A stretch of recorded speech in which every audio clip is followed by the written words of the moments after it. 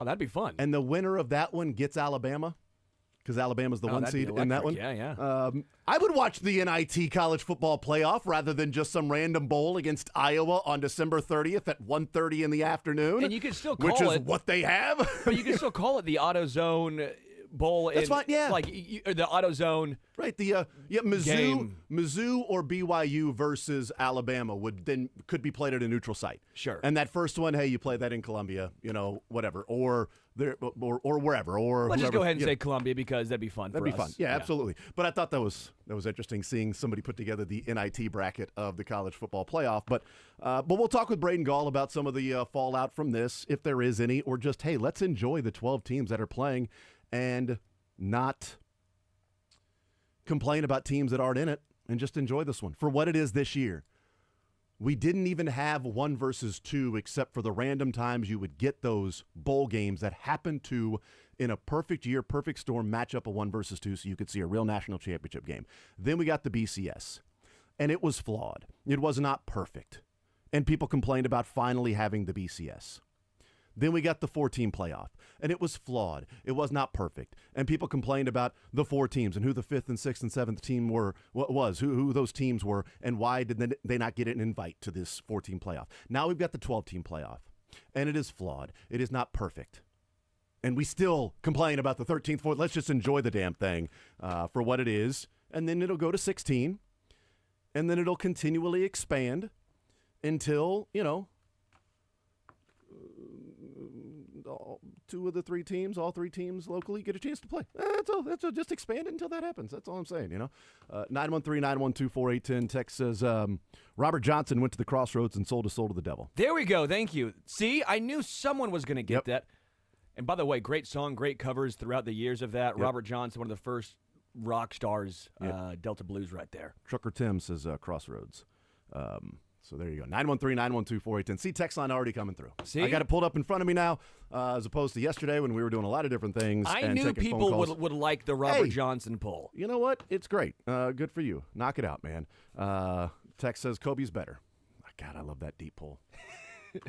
God, that's a 2019, 2020 zone show conversation. Love you. All right, let's get into the show. And Todd Liebel will join us at 1 o'clock.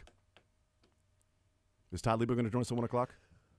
I've not seen him, but I'm going to go ahead and say fact. Okay, He's probably working out right now. Yeah, so. you know what? He's at a base camp somewhere. He's at a base camp, killing it is what he's doing. So we'll talk with Todd Liebel at 1 o'clock. If he's here, we'll get some fact or fiction. And fact or fiction, is that done yet? I'm going fiction. Dylan, you going fiction? Fiction? That's a fiction. I'm trying to get some HVAC stuff figured out right now. We're basically building a house almost from scratch. Like we're redoing a whole bunch of stuff. And I got some floors pulled up. We got some floors laid down. We got some painting done. Got some painting still to be done. We got toilets all over the house, but they're not in the right spot. We're having fun, boys. Yes. We're having fun. All right, Lebo. So there he is. So fact. All right, that comes up in the 1 o'clock hour. 913-912-4810. Here's what I want to start with, because we spent the day talking about the Chiefs, and there's plenty more. There's plenty of meat on the bone with the Chiefs getting ready for the Browns and what we've seen. And we can talk about a number of different things, which I want to get into. AFC contenders. I want to look at some of the rookie grades that have come in, but not just look and say, hey, what's this grade? As a jumping off point to sort of look at the last couple of years. So we'll do that. And how do you continue this success of a dynasty in the next 3 or 4 years with Patrick Mahomes making the money that he is, and the questions and the decisions that have to come up, and in 3 years not going to have Travis Kelce on this team. Heck, they may not have Travis Kelce on this team next year. I think they will, but they may not. And this is a complete total aside. Quick sidebar. There's a part of me that wonders that Patrick Mahomes started getting emotional when he was asked about Travis Kelce in the press conference Sunday after the game. If maybe there's an idea of what's maybe known amongst friends, that this might be the final stages of Mahomes throwing to 87. I have no idea. He could just be getting emotional because, that's his best friend, and that guy's a Hall of Famer, and hey, what's he meant to you in this team? And you're coming off a big win like that, so the emotions are already high anyway. Sure. Maybe that's the case. I don't know. But we know that Kelce doesn't have many years left in him. So you will have to transition to somebody besides the security blanket and your outlet being 87 and just Johnny on the spot constantly. Yeah, quick thought on that. I don't know if does he somewhat seem like a guy who would do a farewell tour? Kelsey? Yeah. I can't tell. I can't tell if he would do like the Derek Jeter, right? Or the I think Dirk Nowitzki when you knew it's his last year. I think he's too honest to not have it come out somewhere along the line of the podcast. Sure. Like Jason Kelsey did a farewell tour until he couldn't walk away losing the Super Bowl. Because that was his last year. They did a documentary. Yeah. It was so much Jason Kelsey's last year that they did a documentary on Amazon Prime of what life is like transitioning from a longtime veteran NFL player to civilian life. Yeah. And they did that entire documentary, and he still decided to return because he couldn't let it go on that taste in his mouth. So that's how difficult it will be to walk away for anybody that's played this long, and they have the choice, because that's rare too, that you get to decide when you retire. Not the NFL, Major League Baseball, NBA, sports in general deciding for you when you get to retire. It's difficult, and Kelsey will have that option. He will be able to retire and decide when he wants to. I don't know. It's a quick total aside. It popped into my head for like a split second. I'm like, oh, yeah. And then I went on enjoying the rest of my night because the Chiefs found another way to win, and the nation's Chiefs haters' minds are continued to be blown. And they are going more bald than Brock Bowers in real time. Whoa! Tex says, or he was emotional because he'd been knocked down 35 times. Also, it was actually painful, yeah. Yeah, he's just, can I get some help, please? I don't want to think about life without 87. That's the one thing I got going for me on this team. I want to start here, though, with college basketball, because we didn't get a chance to get into too much of it yesterday with the Chiefs and the win, and obviously talking about that. What has the last two games, and I wish we were talking more about K-State right now. I thought we would be at this point. It hasn't been, a great season. There's still some figuring out to do and trying to solve the riddle of new players, in 3 years essentially for Jerome Tang, but losing to Liberty, losing to St. John's in the way that they did, and it didn't feel all that close in that game. So I wish we were having, better conversations about K-State other than like, hey, man, can they figure it out tonight against a week from tonight against Drake? It's Tuesday, but it's not tonight. It's the 17th. So they got 10 days off. Can they figure it out from St. John's to next Tuesday against Drake at home, going to Wichita State before starting the Big 12? They got a couple of games to get this figured out and a 10-day stretch. 2 games in 4 days and then 9 days off before you start. So from December 7th to December 30th, K-State has 2 games in those essentially 3 weeks. Drake at home at Wichita State. Can you figure things out in practice to get ready for one of, if not the top 2 toughest conferences in college basketball? Because the SEC certainly is showing that they are going to be a beast this year. Yeah, shocking how deep the SEC is. Yeah, because Mississippi State is a top 25 team.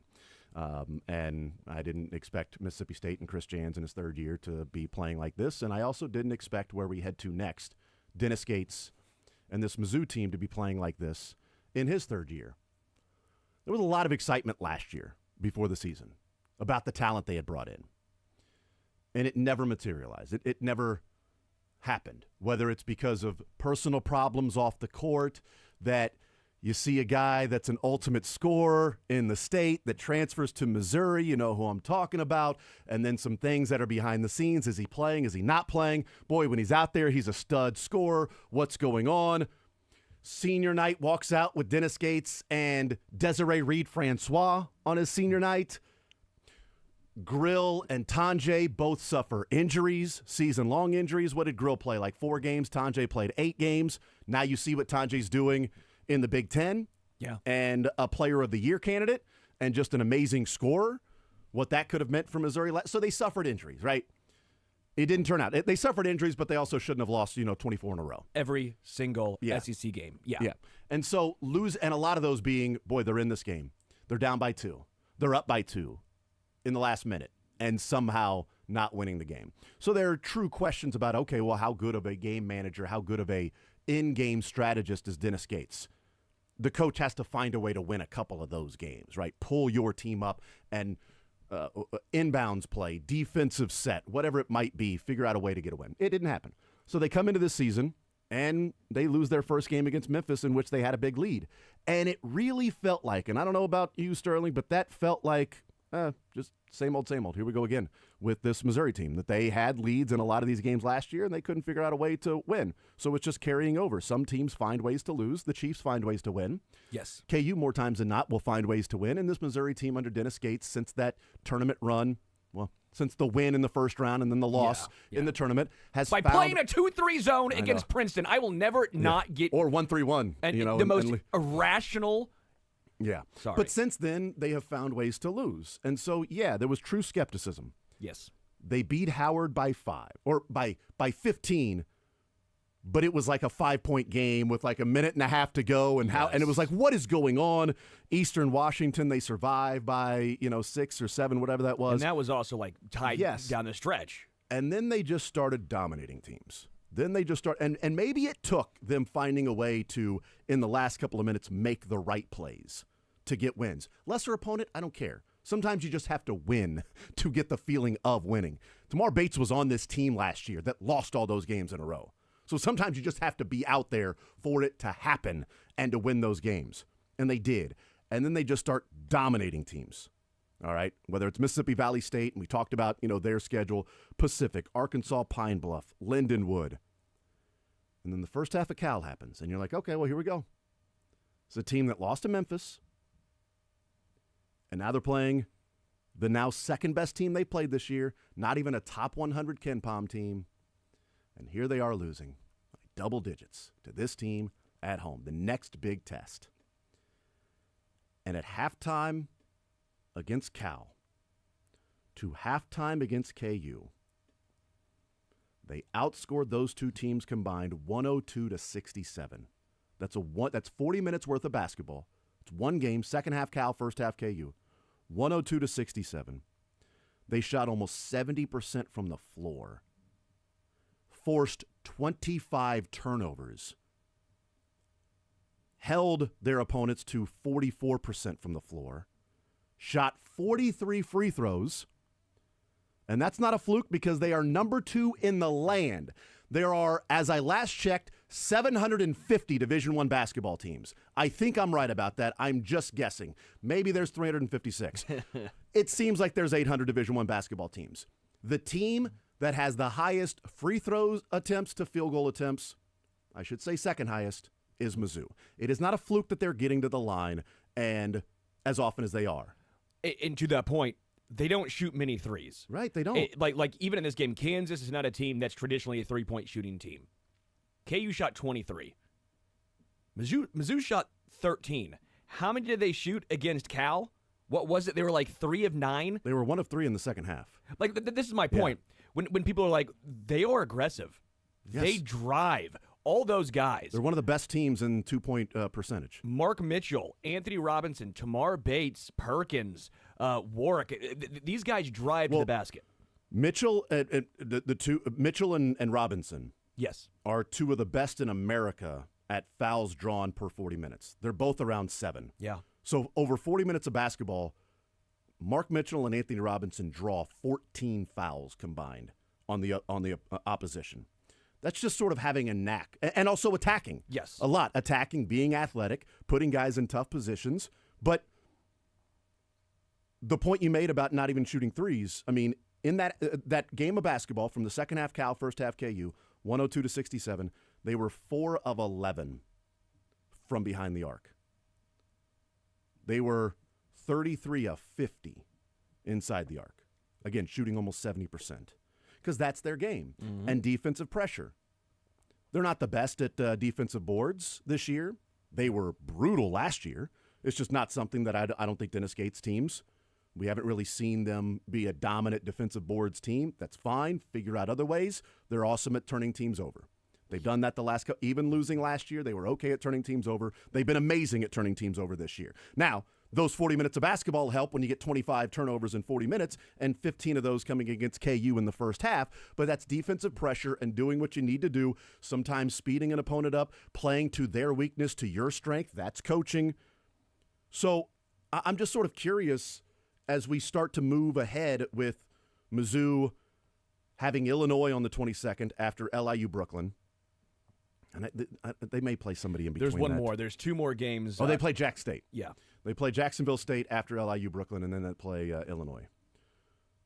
From the second half against Cal, over those 60 minutes, I'll just ask you, Sterling, what did those 60 minutes of basketball do for this team, for you, and expectations, and what the thought around this Missouri basketball team is? Vastly changed. I went in, I didn't think Mizzou, again, I'm a Mizzou alum, but I'm not a homer. You haven't said that before. I didn't know but no, my point is I'm trying to lay the groundwork here. I play fantasy football.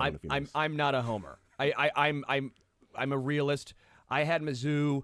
My goal was if you win 15 games this year, 16 games this year, you go win 5 games, 4 games in the SEC. That's a pretty big improvement. Well, it's a 4 or 5 game improvement. Yeah, I'm saying, like if you from went 0. Let's say you go 6-12 or 5-13. Mm-hmm. I'm sitting here going, okay, at least you're seeing some progression here. We can see how this goes going forward.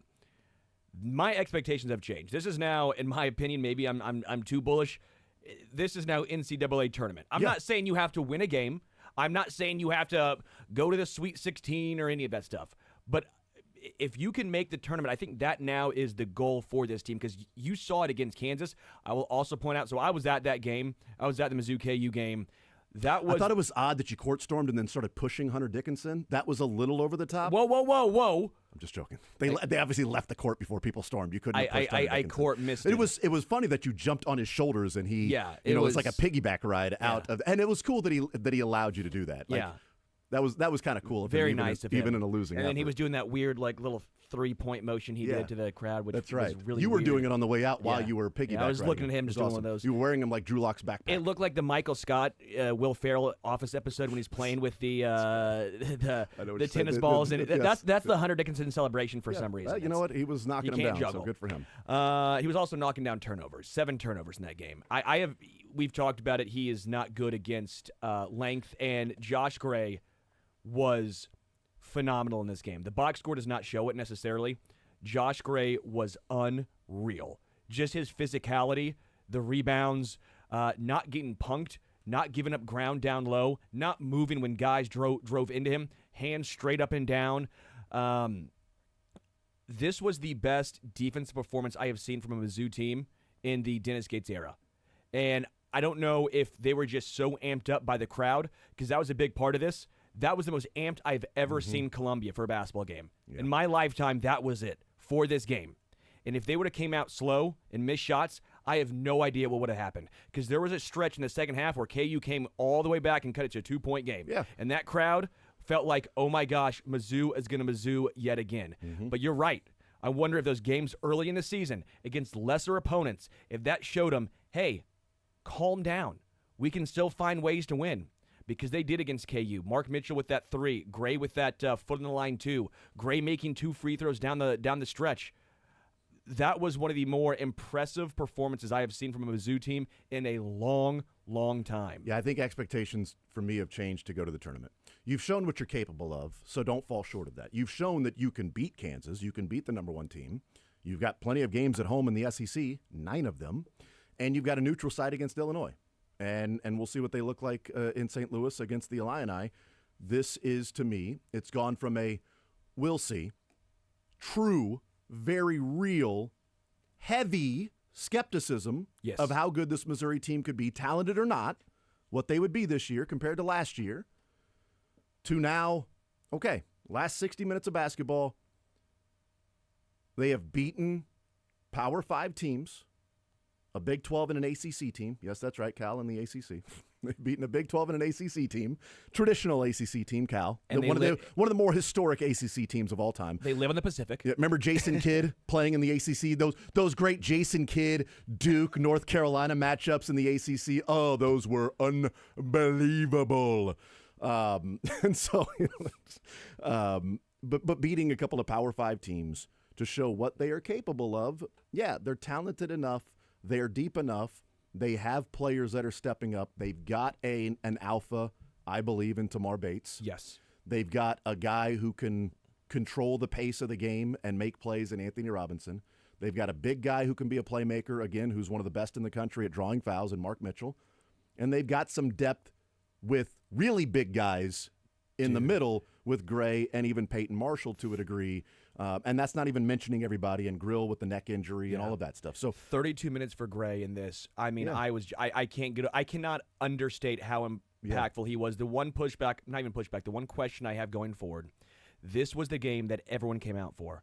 This was a game that this team cared about. Dennis Gates, the organization. I mean, the entire Mizzou, it was insane. Yeah. And so my one concern is it's not going to be like this when you play Vanderbilt. Well, it's not going to be like that against LIU Brooklyn. Luckily, you don't have Illinois tonight. No. You know what I mean? But I'm saying, like, you got a little bit of time. If they beat Illinois, then I do wonder what Mizzou Arena will look like throughout the SEC season, because now you're talking about real excitement and fun basketball. It ain't Konzo Martin defensive winning 54-50. Correct. Okay? It's, again, in 40 minutes of basketball, the last 20 against Cal and the first 20 against KU, they put up 102. Yeah. All right, that's fun, turning the team over, getting out and running, getting to the free throw line, drawing fouls, hitting shots, attacking, not just standing around waiting for somebody else to make a play. They did go through a 6-minute stretch in the second half where that was the case. They got lethargic. They got out of sorts. They were standing around looking and saying... They were flustered. They tried to run the clock out with 13 minutes left in the game. Yeah, they went Calipari of, we got 8 minutes left. We're up by 15. All right, calm down. Let's go Bud Lathrop, four corners. They had, what, Let's go passing game here. Ray South in the house. 3 straight shot clock violations. Yeah. That's always good. Or late shots at the shot clock that were forced because of great defense by KU.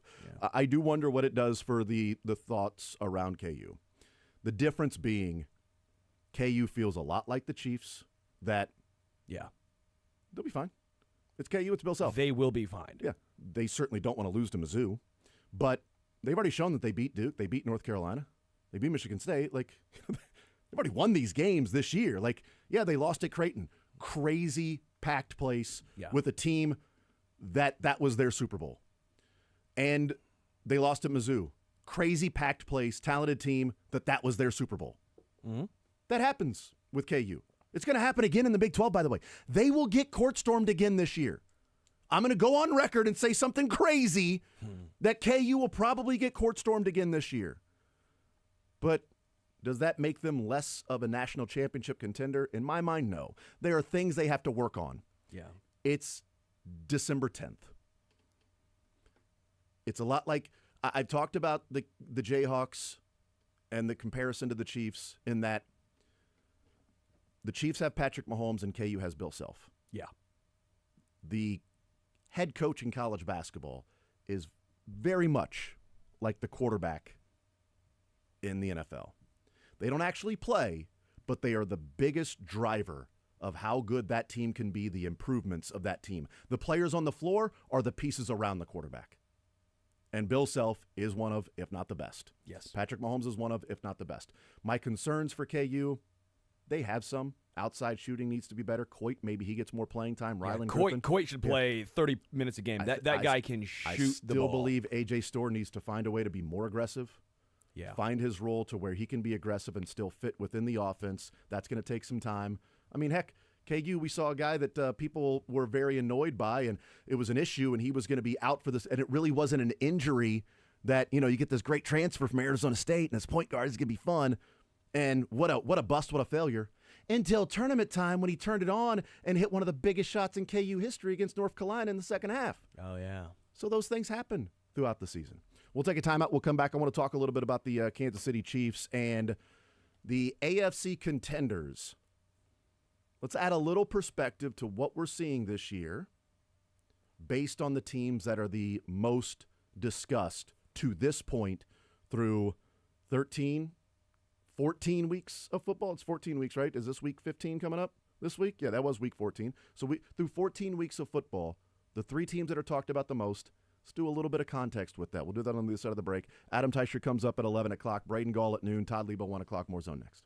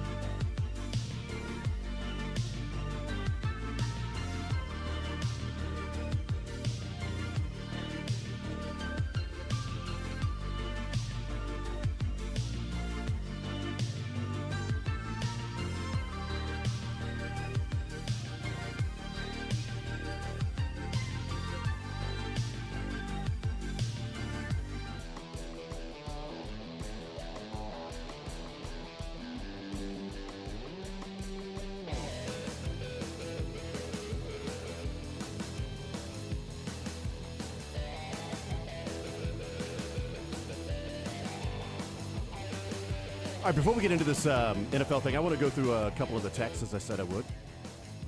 Text comes in, 913-912-4810, says, maybe Kelsey will pull a Ray Lewis and announces his last season going into the playoffs. Hopefully not pull a Ray Lewis and allegedly kill somebody. Allegedly. Yeah, he said allegedly. Allegedly. Text says, KU fan here. Until KU stops playing with 3 non-shooters on the floor, they aren't a contender in my mind. Great call. That's why I said Coit needs to be out there with Hunter. Off the floor. Like, those are your 3 best players. No, you're not taking He's talking about 3 non-shooters on the floor at the same time. Hunter Dickinson can shoot, though, for a big man. For a big man. for a big man, yes. Text comes in. It's about Mizzou last year. Said they literally had 0 offense last year. No go-to guy to get a bucket when you needed it. Yeah, Tamar Bates was sort of finding his way last year. He's turned into that guy this year. He's taken on the role of lead dog with this team. Last year, that obviously was not the case. It was, Sean East was a guy that was trying to be the lead dog. Nick Honor from time to time tried to be the lead dog. Noah Carter, for some reason, is in his mind every once in a while. He would think he was a lead dog. It just they didn't have like 1 or even 2 guys that you felt like you could rely upon late in the game to get it done. Look, Coit's a good shooter. Zeke Mayo's a better shooter than what he's shown this year. Correct. In his career. A.J. Storr is more of a scorer and not a shooter. So, yes, when it's DeJuan Harris, Storr, K.J. Adams, and Hunter Dickinson out there, you've got 4 guys that aren't like true shooters. Well, Hunter Dickinson can shoot for a center. DeJuan Harris can shoot when he's open. K.J. Adams, more of a point 4. You can run some offense through him. He can attack, but more of a guy that's going to be a do-everything type player. Storr is going to be a scorer if he's going to be aggressive enough to score. Rylan Griffin is a shooter. So when he's out there, it matters. You've got to make sure you know where he is at all times. And Zeke Mayo is a better shooter than what he's shown. Coit is a pretty good shooter, but Coit's phenomenal. I don't know if Rylan Griffin was still sick or whatever because he only played 13 minutes. I thought they could probably use Rylan Griffin out there. Of course, he hit the only 3 that he shot because I've never seen Rylan Griffin miss a 3 against Mizzou in his career. 2 years at Alabama, and the 4 times they played, 4 times they played Alabama. I think he was 18 for 18 from the 3. But he only played 13 minutes. But Coit, can knock down the shot. But, I love their starting 5. KU starting 5 was the right starting 5 because it's Adams, Dickinson, Coit, Mayo, DeJuan. You have Mayo, Coit, and Dickinson who can shoot and at least expand the floor. Then you have DeJuan and K.J. Adams, who were 2 of the better defensive players in all of college basketball. And then you have A.J. Storr as your 6th man off the bench who can be your microwave, right? I call it your microwave, your 6th man, a guy who can come in, get you some buckets. KU had a great game plan. It just didn't work. Like, that rotation to me is what they should do. I think Mizzou had the best game, the best starting 5, the best rotations I've seen from Dennis Gates, maybe since his time in Mizzou. We kept talking about how good of rotations Dennis Gates had. Well, I thought Bill Self did a fine job with, they just didn't hit shots. That's what it came to. Zeke Mayo going 0 for 3 isn't going to help, right? Yeah. A.J. Storr going 0 for 3 and 1 for 7 from the field, that's not going to fly. And then again, Hunter Dickinson, 7 turnovers, that's not going to work. Yeah. Another text says they're just not physical enough, talking about KU. We'll see. There's a lot of time to get this figured out throughout the season. The text that came in and said about the 3 non-shooters on the floor said I would take KJ off the floor. I don't think you can, man. Again, I think he's one of the best players in America. He does you can't take KJ off the floor just so you can hope you can open up some offense because of what he does defensively and on the boards. Yeah. He's so valuable to that team. I can't take KJ off the floor. I got to find other ways to open up players and open up shots because DeJuan Harris does the things that he does that makes KU go. Hunter Dickinson, those are 3 guys that it's tough to take them off the floor. Do you fill those 3 guys with Coit and Zeke Mayo, and therefore you've got a couple of guys that can knock down 3s on the outside, and KJ can play, inside out. Hunter Dickinson can play inside out. DeJuan Harris can drive, and if they want to come down and help off the shooter, he can kick and they can knock down the 3. You can have Coit or Rylan Griffin or Zeke Mayo on the outside that throws the inbound or throws the entry pass to Hunter. And if that guard wants to turn around and dig, good luck because you're throwing it back out to some shooters. Like there is maybe some ways that that you can find some open shots for some shooters. It's just Missouri's defensive intensity was so hyped on Sunday, Yes. but it was tough to get into a rhythm for KU. I have never seen Missouri that. rode the wave to that big lead, and it was obviously just big enough for them to survive in that game. 913-912-4810, 913-912-4810. So I want to talk about these playoff contenders in the AFC. The Chiefs getting ready for the Cleveland Browns on Sunday. They've got 4 games left, 3 of them against playoff teams. So I tweeted this out earlier right before the show. I don't know if you saw this, Sterling. I have not. Dylan, did you see this tweet before the show? Thank God. Okay, very good. I have you blocked, so odds are I won't see it. Fan of your tweets as well. Thank you. I'm turning off the notifications for your guys' tweets now. Okay, but anyway, I'm glad you didn't because it makes it better for this discussion. So I went through and looked at teams in the AFC that are contenders for winning the conference. I'm going to give you 3 teams, and I want you to tell me who these 3 teams are. Team A is 4-0 against playoff teams with a plus 19 point differential. Okay. Team B, so think of that, 4-0 plus 19. Team B, 5-1 plus 15. I know who that is. Team C, 2-2 plus 2 point differential. So, Team A, Team B, Team C. Who do you think Team A, B, and C are? I think A is the Steelers. I think B is Kansas City. I think C is the Bills. Dylan, you on the same track? Yes. Yeah. Okay. Why are you laughing? I did go find the tweet just because I did want to read it. Oh, Dylan. You son of a gun. I didn't do it. I was going to give a real answer, and then Sterling gave that one. Yeah. So. Well, you nailed it. I flipped A and B. My tweet had the Chiefs being A, just the team that was 5-1. But just to point that out, the Chiefs and barely getting by in some of these games. And, I mean, come on, who have they played this year? But we don't do that with Buffalo. Why not? Buffalo's 2-2 against teams that are currently in the playoffs. 2-2, and they're plus 2. We care about point differential so much that we're talking about the Chiefs have the worst point differential for a team that was 11-1. Worst point differential for a team, because now you're only adding 2 more points to a win, point differential. Worst point differential for a team that's 12-1. And I'm guessing along the way, each time they win a game, they will still be the worst at that point differential. Okay, if they beat the Cleveland Browns on Sunday, they'll have the worst point differential for a team that was 13-1. And rinse, repeat. But against playoff teams, they have played 6 of them. And they're plus 15 in those playoff games. Teams against playoff teams. Teams that are currently in the playoffs. I'll figure it out eventually. Teams that are currently in the playoffs, they're 5-1. 6 of those, they're plus 15. The Buffalo Bills are 2-2. So why don't we ask who have they played and who have they beaten? Because Chiefs fans don't care. It's the national media. Exactly. That's what I mean. So the that's national media. I say we as in the country. You know what I mean? No, 100%. I'm with you because Chiefs fans understand you can only play who's on your schedule and wins matter. You stack wins that if you win by 30 or if you win by 2, it doesn't really matter. A win is a win. You don't get extra bonus points or extra wins because you beat a team by more points. Chiefs fans have this understanding. But the national media is almost trying to, and I think what the national media does, truthfully, Jason, is they know the Chiefs are the best in the AFC, clearly. They understand the Chiefs are the back-to-back Super Bowl champions. They also understand that 31 other fan bases absolutely hate the Chiefs. They despise the Chiefs. So what do? They pander to the 31 because why? That's better business. Well, if you are running a business, who are you going to try and market to? The 1 or the 31? Well, you're going to market to the 31. So that's what I think that these national media shows are doing is they're saying, okay, we have a bigger market share over here. We'll target the 31. We'll piss off the 1, but the 31 we have. That's fine. That's what it is. You're right. It's throwing the net over the most possible viewers, listeners that are out there, which is why on Monday there's a lot of college football and basketball that takes place, but we talk mainly Chiefs on Monday because that's the main conversation going on in Kansas City. K-State fans aren't talking KU and MU. KU fans probably don't want to hear about KU and MU. MU fans definitely want to hear about KU and MU. But if MU lost that game, MU fans probably don't want to hear about KU and MU as much. And we'll get into that as the week goes along. But on Monday, we're talking Chiefs.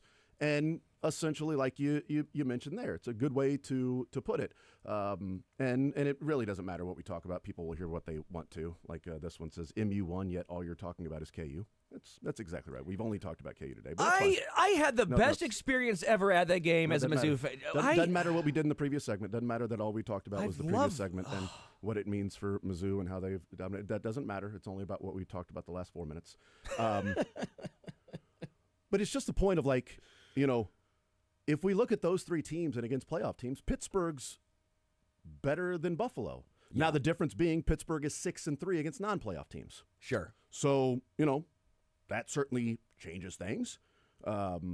Buffalo, all three of Buffalo's losses are against either playoff teams or teams that are within 2 games of the playoffs. So with 4 games to play, I even extended it out. If you want, I didn't put this in the tweet, but if you want to, I extended it out to teams that are within 2 games of the playoffs. Those things may change. Like if San Francisco ends up getting into the playoffs, okay, well that adds a win for the Chiefs. It adds a win for Buffalo, right? It adds a win for some of these teams. If Atlanta gets into the playoffs, it adds a win for the Chiefs, right? If you look at teams that are also in the playoffs right now or within 2 games of the playoffs, the Chiefs are 7-1. Pittsburgh is 5-1, and the Bills are 6-3. So they've played 9 games, the Bills have. The Chiefs have played 8 games. The Bills are 6-3, the Chiefs are 7-1. Now, the Chiefs are plus 30 in those games. The Bills are plus 70 because they beat Indianapolis by 25. Yeah. And they beat Miami by 21. They were already dominating. Right? Was that without Tua? They were already up. Oh, that was when he got injured. Yeah. But they were already dominating that game even when Tua got injured. So I don't want to add the caveat of if Tua didn't play in that game and they did that. Yeah, it's a good call. But Tua played like what? 3-4 quarters. It was at least 3 quarters. It was a good call. They were getting beat down. But that's 46 points right there against Miami and Indianapolis. Both of them on the road, by the way, to give credit where credit is due for Buffalo. 46 points both on the road. I was at Miami and at Indianapolis. They beat Miami by 3 later on in the year, but that was at home against the Dolphins. So they have had some games against teams that are right on the cusp of being in the playoffs where they have dominated those teams. They dominated Seattle. One of their 2 wins against playoff teams, they went to Seattle and won by 3 touchdowns. But they also went to Baltimore and lost by 25 points. Yeah. I mean, that also matters. Like the Chiefs' worst loss is by 9, and the only reason it was 9 is because they got a 4th down and 2 conversion that it could have been their worst loss being an undefeated team still.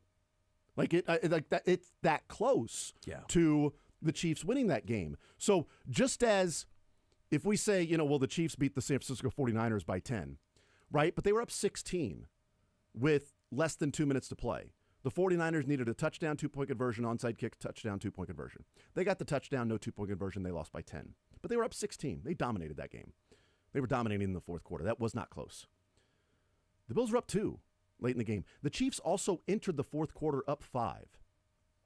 And it's this conversation, and it's a good point about the 31 versus the 1. It's a conversation. This morning, Shannon Sharp on Get Up, because they were talking about A.J. Brown and Jalen Hurts and that relationship that maybe is fraying right now. Yeah. Guys who are best friends. Jalen Hurts is A.J. Brown's son's godfather. But now all of a sudden, Brandon Graham is saying they're not friends anymore. Who knows? And then we weren't boyfriend-girlfriend anymore.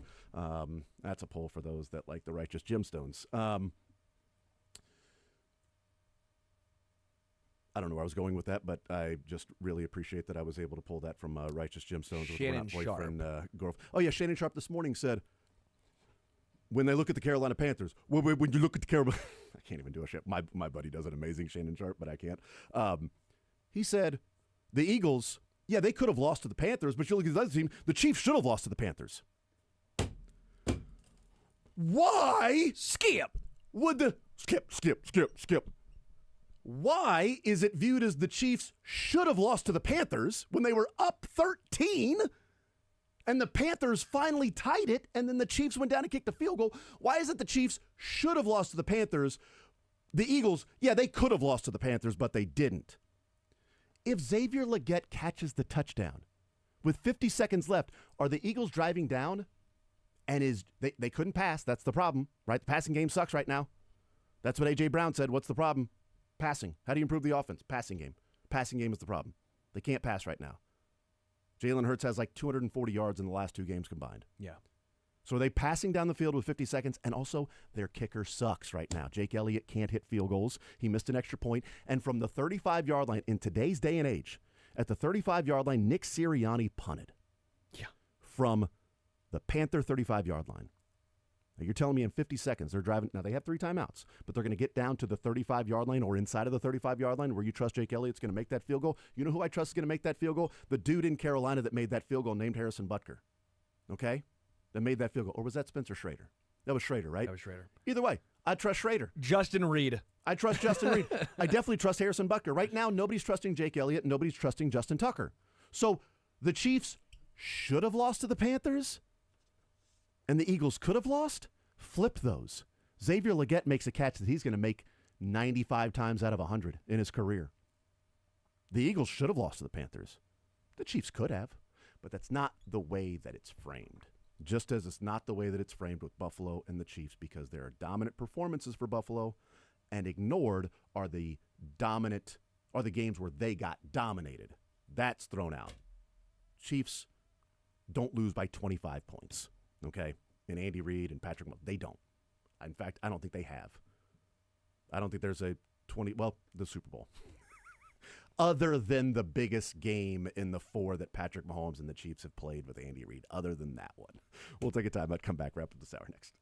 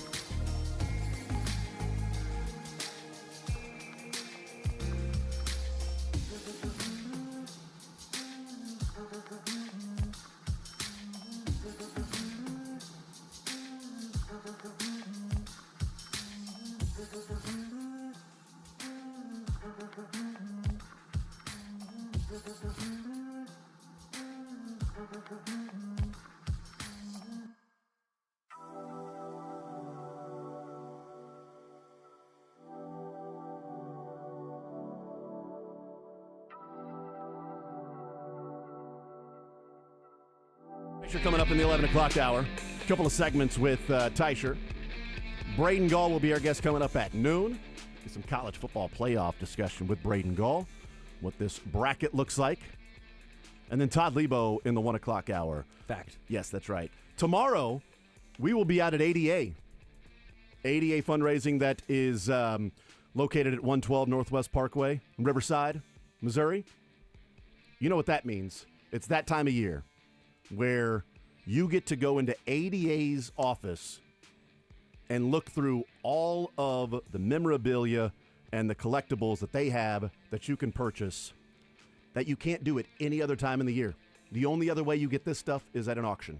This, you go in, you buy it for the price. There's not a dude behind you going, I'm going to give him, I'll go $350. Shut up, that's the price, jerk.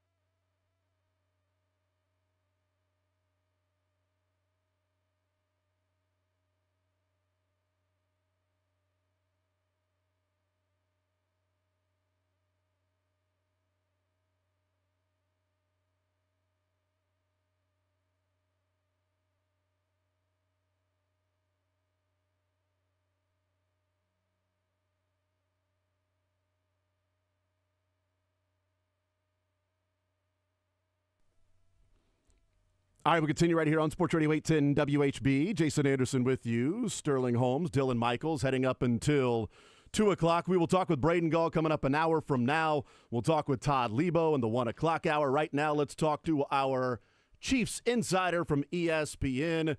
He is presented by Twin Peaks. It is Adam Teicher on a Tuesday. Adam, how are you, sir, on this Tuesday? Good, Jason. How are you doing today? I am doing just fine. Quick question on this Chiefs team, and we'll get into some of the particulars as well. But in general, is this sort of a team that in college football, we say this a lot, but is this a team that just plays up or down to whatever the level of competition is that they're going up against that week? I think they play the same game regardless of who they're playing. They play at the same level every week. I don't think you can look at, if you were to pick out the Chiefs' best game of the year, do you have any really obvious candidates? You'd probably say the San Francisco game, just because they had 3 takeaways and they had a fairly sizable lead in that game at one point, but there's no game that really stands out. And if you were to say, okay, what was the Chiefs' worst game of the year? Well, I don't think you can say Buffalo because they lost, but that was just another game for the Chiefs. That was just how they play. They just ran into a team that, at least on that day, was a better team than them. And so I just feel like you're getting consistency from the Chiefs for the most part. It's just not the consistency that they're really looking for. So is it maybe more appropriate to say that while, hey, this team plays up or down to the level of competition, that maybe they play the same game, but the level of competition continually plays up to the Chiefs and what it means that week to go up against the Super Bowl, back-to-back Super Bowl champs? Maybe that's what it was. I feel like we've said this for several weeks now, but the quarterback, it's just bad luck on the Chiefs' part. The opposing quarterback just keeps playing well against him. He's getting a lot of stuff done out there. So just bad luck for the Chiefs. But yeah, I do feel that maybe is more the case, that the Chiefs are who they are, or at least they've been more or less the same team all year long. But now, the opponents are playing to their level, yeah. Visiting with Adam Teicher from ESPN. What was your vantage point when that ball left the foot of Matthew Wright, and as it was flying through the air, what were you thinking? Well, particularly on clutch kicks like that, game-winning type kicks, I always look at the holder and the kicker. Yeah. I don't follow the flight of the ball because they're the first guys who are going to tell you whether that's good or not good, And if you watch those guys, they just kind of stood there and, they didn't really go either way with it. And you're like, what? Did he even kick it? Like, what happened here? And finally, they started, they were like, oh, yeah, it went through. And so it was sort of a delayed reaction. So you knew that thing wasn't a slam dunk. Sometimes, hey, the ball is right off the foot and those guys are congratulating each other. And it's only halfway to the goalposts, But not on this one. They kind of took their time a little bit. Yeah, the one I remember to where it was not the same reaction between the two was a couple of years ago in the AFC Championship game when Harrison Butker had the game winner after the personal foul by Cincinnati, and he kicks it, and Tommy Townsend jumps up and starts celebrating, and Harrison Butker was like, hold on, I don't know that I got all of it. Hold on, I don't know that that's going to get there. Hold on, let's wait a little bit before we're celebrating, because Tommy sees that it's on target. Harrison Butker ain't coming up short on a kick that long. Yeah. And Butker was like, wait a minute, hold on, dude, and then started celebrating. I think that's the only time I can remember, like, the different reactions between the two, because typically right down the middle for 50 yards or in is going to go through. But in that cold and a little bit of the wind and how high he kicked that for it not to be blocked, it was a lot closer than it looked on TV when that thing just, went over the crossbar. But, yeah, that's interesting that, no celebration there and then sort of an exhale celebration because as soon as he kicked it and I'm like, oh, no. In the 2 seconds or 1.5 seconds that is flying through the air, right? All those thoughts are rolling through your mind. And you're like, oh, no. And it hits the goalpost. And then the next thing I look at is the right goalpost to see, does the ball cross behind it or in front of it? That's the and seeing that. By the way, does Andy never look when game-winning field goals happen? Because you saw that video where Andy was just looking straight ahead, and then heard their reaction and then started smiling, and Pacheco went over and hugged him and everything, and then found out that it hit the goalpost when he heard it. Is he always? I don't remember him being a guy that doesn't look at the field goals when it's being kicked. I don't know that, but maybe he's like me. He'll watch the kicker and the. Well, he was just looking straight ahead. He was just looking straight ahead, like everybody else was looking to the right, and Andy Reid was just looking straight ahead. And then he heard the crowd erupt, and then he started smiling. And I'm like, I don't remember him doing that. I don't know. Yeah, I don't think I've seen that from him either. Maybe it was Matthew Wright. Maybe he was like, I don't know. I don't want to look. I don't want to look at this guy. He's been so good, but I don't know that I trust it. By the way, with that, let's discuss that real quick and how the Chiefs are winning some of these games and finding ways to win. Looking at Harrison Butker to Spencer Schrader to now Matthew Wright. The Chiefs in the last 3 weeks, Adam, have won by a total of 7 points, all 3 games, 3-0 by a total of 7 points. And the kickers are 11 of 12. And the only miss is 59 right before the end of half in the cold game against the Raiders, a 59-yard attempt that he missed short. That's the only, and they're 5 of 5 on extra points. Like, it is pretty remarkable in a league where kickers are so volatile. Justin Tucker is having a bad year. Dustin Hopkins is having a bad year. Jake Elliott for the Eagles is having a bad year. Those are mainstays and guys that put it through the uprights, and they're struggling. And yet the Chiefs are on their 3rd kicker in 3 weeks or 4 weeks, but 2 different kickers, backup kickers in the last 3 weeks, and they needed every single one of them outside of, one for them to go through, and they did that.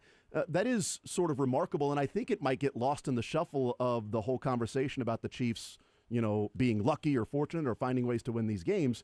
That's part of finding ways to win games is that your kicker's coming through. No, it is. And, the Chiefs do a lot of those little things well, the things that might show up at the end of games. And, somebody said this. It was one of the ESPN shows. I wish I remember which one it was, but somebody said the Chiefs win all these games that are in the margins, and that is a tribute to coaching and their ability to do all of these little things well. A lot of the details are buttoned up, and that they can find a way to get through and block a field goal at the end of the game against Denver, or make these field goals. I think that's a real testament to what they've got going here, that they seem to do all these little things well, and it adds up in a close game. And so that's how, if you're on a national show and they say, how is this team doing this? That seems like a pretty reasonable and legit answer of, they find the ways to do some little things, and they're experienced and they come through in those ways, but winning in the margins is a really interesting way to put it, considering that people will focus on the stars on this team and what they do. But some of those smaller things across the way, 1 through 53, they've been able to find ways to get it done and find players to be in there to get it done. Yeah, no. The Chiefs have done a really nice job in that, and I thought I agree. I thought that was a really nice way of putting it. Is all these games are being won in the margins. It's not just Mahomes or Kelsey or Chris Jones or whoever, and Trent McDuffie or guys like that. I mean, it's other guys making plays for them when it really counts, and that's kind of what you're seeing here. Visiting with Adam Teicher from ESPN. He is presented by Twin Peaks here in the Zone. A little bit of breaking news in the NFL. Dylan, what's the breaking news in the NFL? Not Chiefs related, but NFL related and college football related. So this is from Ollie Connolly on Twitter, at Ollie Connolly. He updates, Bill Belichick has agreed to become the next UNC coach. Belichick handed the school a 400-page organizational Bible with structure, payment plans, staffing choices, decisions, etc. on whether to commit with UNC. He is expected to know their decision within the 24-hour period. So actually it's on UNC to accept Bill Belichick. He has accepted them. He has just passed along his terms to UNC. So Bill Belichick has offered the rose to UNC, and as we see at the end of Bachelor and Bachelorette, it is on North Carolina now to accept the proposal from Bill Belichick. Interesting. Also will include a guarantee that Stephen Belichick will be named the school's head coach in waiting. Oh, God. Okay, well, yeah, I'm not sure I want it. Because Adam, then Bill Belichick can be there 1 year and then say, I'm going back to the NFL. Yep. Yeah, I think I'm going to go to the Lakers and tell them I want to play point guard for them, see if they accept my offer here. I don't know. Maybe they will. I don't know. I mean, I have no idea if you're going to be a good college coach or not, and I can't accept that, unless do you give me a 4-year commitment, for before it's going to be your son? But if it's just he's the coach in waiting, okay, cool, I'm going to be there a year, and then, there's going to be an NFL opening that's going to hire me, and then my son's going to be the head coach at North Carolina. Like that might be a bridge too far. Yeah, if that's one of those, if that's one of his demands. That is pretty bold for sure. Yeah, and we're also seeing like there are a lot of really good coaches out there that are winning games. I'm pretty sure nobody knew about Rhett Lashley. And SMU is now in the college football playoff. But you got to go get, I don't know. It's just some of those things where it's like North Carolina just went and got the name in Mac Brown, right? If I keep reading the stipulations, it'll make you guys madder. Oh, yeah, go ahead, please. There's partial staff would include Matt Patricia, Ben McDaniels, the brother of the Josh McDaniels, of course. That's right, great. Got to bring the whole band. You got to make sure that everybody's part of it. I thought that's enough to raise the blood pressure a little more. Well, here's the thing, though. Like, if you're the head coach, hire your staff. Like, I actually don't care about who the staff is. Like, you're the head coach, hire your staff. Here's the amount of money, Adam. And just like in the NFL, I think with a GM and a head coach, like, should be working in concert. Here's your job. Here's our pool of money to go hire. And who do you want on your staff? Who do you work well with? And if that's who he works well with, great. I would push back on the anybody telling me what the coach in waiting is going to be, not named Nick Saban telling me who he thinks the coach in waiting should be, or Coach K saying it should be John Shire, at Duke. Things like that are a little bit different. Yeah, and I'm wondering if that indeed is the demand. I wonder how long it's going to take North Carolina for them to say no thanks. Yeah.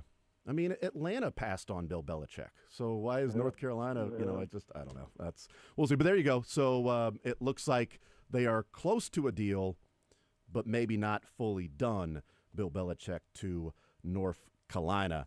Adam Teicher is our guest. You mentioned the winning in the margins, and I think that's a great way to put it. But using that sort of as a jumping off point, and one of the things that I've talked about, and I think it came up in this game as well, is the Chiefs have done a good job in 3 quarters worth of football of giving themselves a margin for error, while the other teams have not given themselves a margin for error. And in this game, Adam, it came to life in quite literally by driving down the field, getting the first down on 3rd and 7.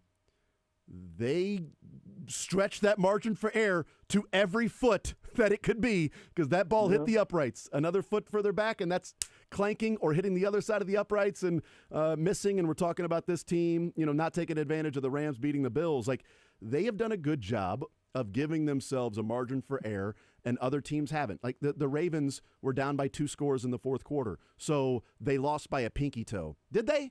Or did they lose by the first 3 quarters of play? And they couldn't have a missed pass in the 4th quarter in the end zone and a pinky toe go against them. The Bengals, they lost by a field goal. Yeah, you know what? And they also had a guy throw a temper tantrum that took him out of field goal range earlier in like the drive before. And they may have lost 3 points there. So maybe the Chiefs don't get a touchdown, and the Chiefs lose by 6 against the Bengals. But the margin for error wasn't there for the Bengals and some of these other, and on and on and on. And the Chiefs were leading by 5 against Buffalo, and they couldn't get a stop on 4th down and 2 late in the game. So they had a margin for error, but it wasn't a double-digit lead.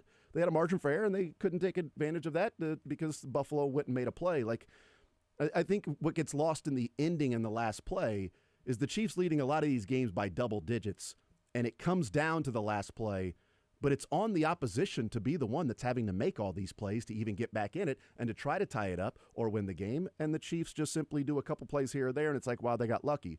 Well, some of it might be. Yeah, but, I think the Chiefs, the problem with the Chiefs is I think they're having to dig deep, deep, deep into their bag of tricks to make it work with what they've got going on right now. And, the reason I say that is I was watching that game wondering how the Chiefs were able to get done the things they were able to get done. And what I mean by that is I don't remember too many games. I've probably seen some, but I don't remember too many games where there was such a discrepancy in how much time one quarterback had versus the other quarterback to throw. Wow. And it was, to me, it was dramatic. Every time Justin Herbert dropped back, he had plenty of time to throw. And the Chiefs, they did sack him 3 times eventually, but I think you'd say probably all those were covered sacks. And the other quarterback was having to get rid of the ball or run for his life. And I was thinking, if Pat Mahomes had held on to the ball on average as long as Justin Herbert did in that game, how many times would he have been sacked? Like 15 times or something? I mean, it was dramatic. So to me, that's the issue. Yeah, the Chiefs are doing a great job at the end of these games, but boy, getting to the end of the game is a real challenge for them. That's not the hard part, I think, for them, is winning in the margins, as like we've said. I think it's getting to that point because, I just don't remember how dramatic a difference, like I say, between one quarterback and the other. And, Mahomes did such a nice job of getting the ball out and making something of that. And, that's when I say they have to reach deep into their bag of tricks. He had to use every bit, I think, of his resourcefulness to play as well as he did the other day. And how often can you ask him to do that? Yeah, You're paying him a lot of money, and he's a great player, but can you realistically ask him to do that every week? And how can you ask Steve Spagnuolo to cover for the inadequacies? What's going on there between the pass rush and the problems in the secondary?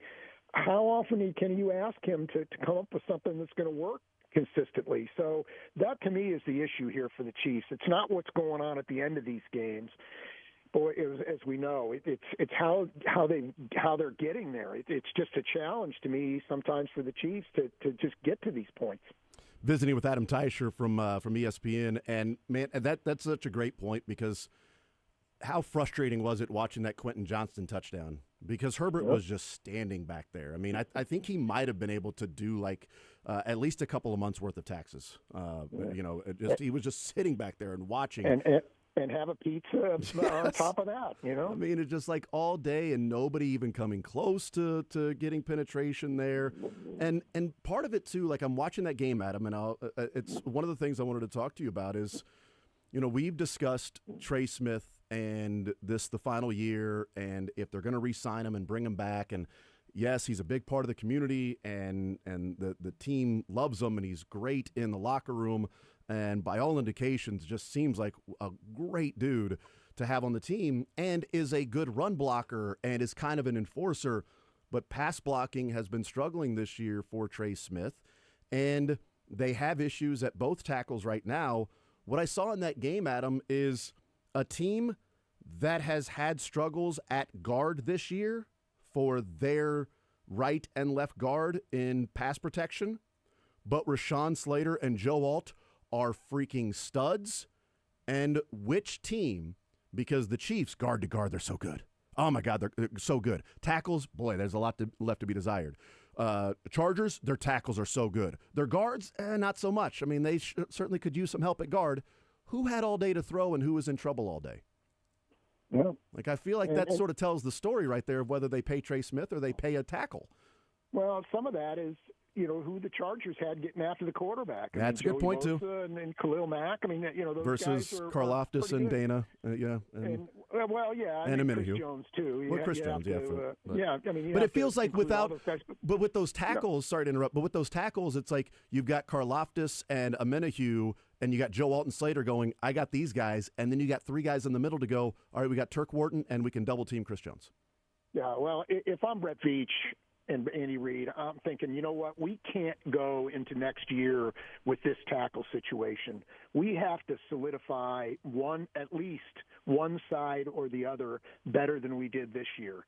Now, whether that's getting Juwan Taylor to play like the player they think he can be, or finding a left tackle or whatever, they've got to do something. I mean, and I just don't know how you can do that, whatever that improvement is. I just don't know that you can do that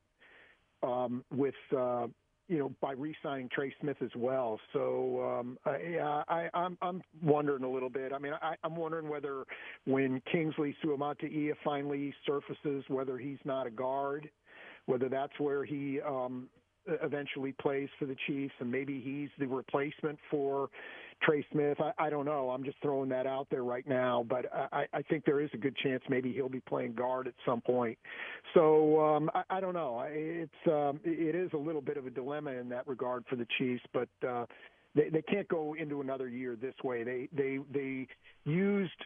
I guess the term I would use is maybe some wishful thinking at left tackle, and it didn't work out for him. You can't go into another season wishfully thinking that either Suabante or Wanya Morris or some other untested player is going to be your guy. They've got to do better than that. And combined with the way Jawan Taylor is playing at times, it is a problem for them. I do wonder if, this offseason, do they push their chips in and find a tackle in the draft? Or this offseason, do they let Trey Smith walk, push their chips in, and trade for a left tackle and then also have to pay for him? It's difficult to then have to give up a first-rounder and then pay for that guy, because getting a first-rounder means you also get that guy cheap. But you're paying the tax of picking 30, 31, 32. Yes, they traded up for Xavier Worthy.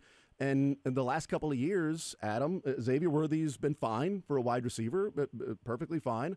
They didn't have a chance to take Brian Thomas, didn't have a chance to take, Malik Neighbors or anything like that.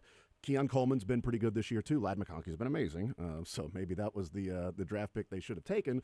But I understand at the time why they chose Worthy. Like, it does feel like where they're selecting, you almost bleed out by the blinds in poker, as opposed to, man, this is the chance. I'm pushing in, and I'm going to see if I can get a little bit more of a chip count and be a little bit more aggressive here.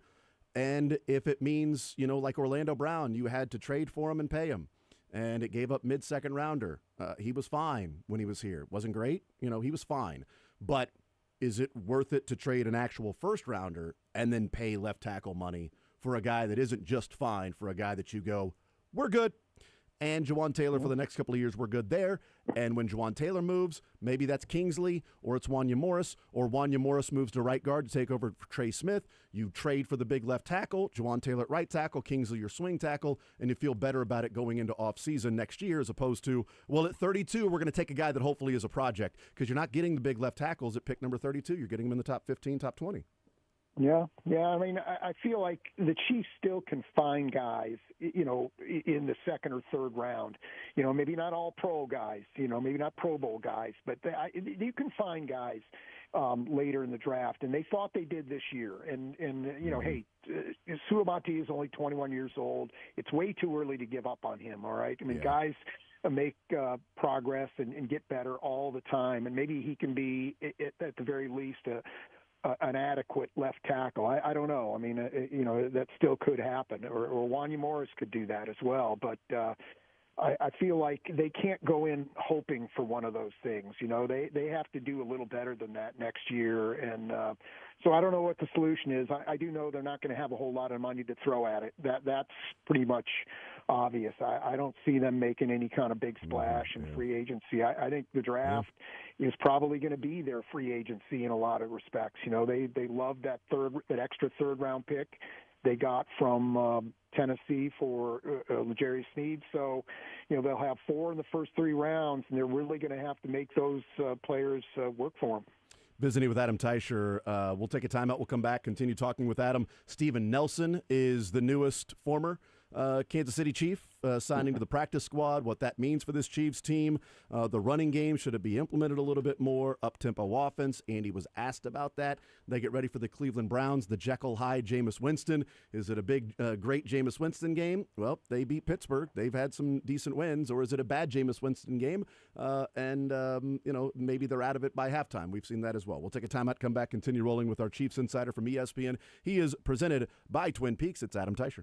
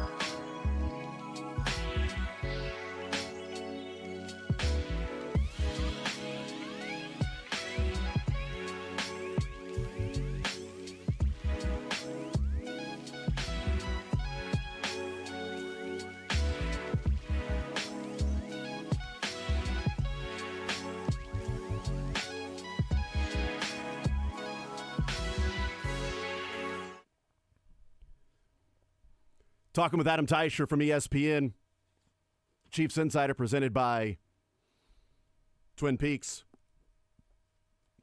Adam, I've created an offensive line for the Chiefs over the next couple of years at the break. Just really quickly did it. Obviously, you need two to tango, but this is creating this hypothetical. Chiefs give up a first-round draft pick in 2025's draft, number 32 overall, to the Carolina Panthers, who are still rebuilding, for Ike Ekwonu, their 24-year-old left tackle, who looked pretty good blocking against Chris Jones in that game. When Chris Jones is out at defensive end and is one of the rising players, is Carolina willing to pay that much money for a left tackle while they're still rebuilding? I don't know. Give them a call. Maybe they'll take the 32nd overall pick to continue to rebuild their entire team from the spot that they're at. Juwan Taylor's last year on his contract next year, and Joe Thuney's last year on his contract next year.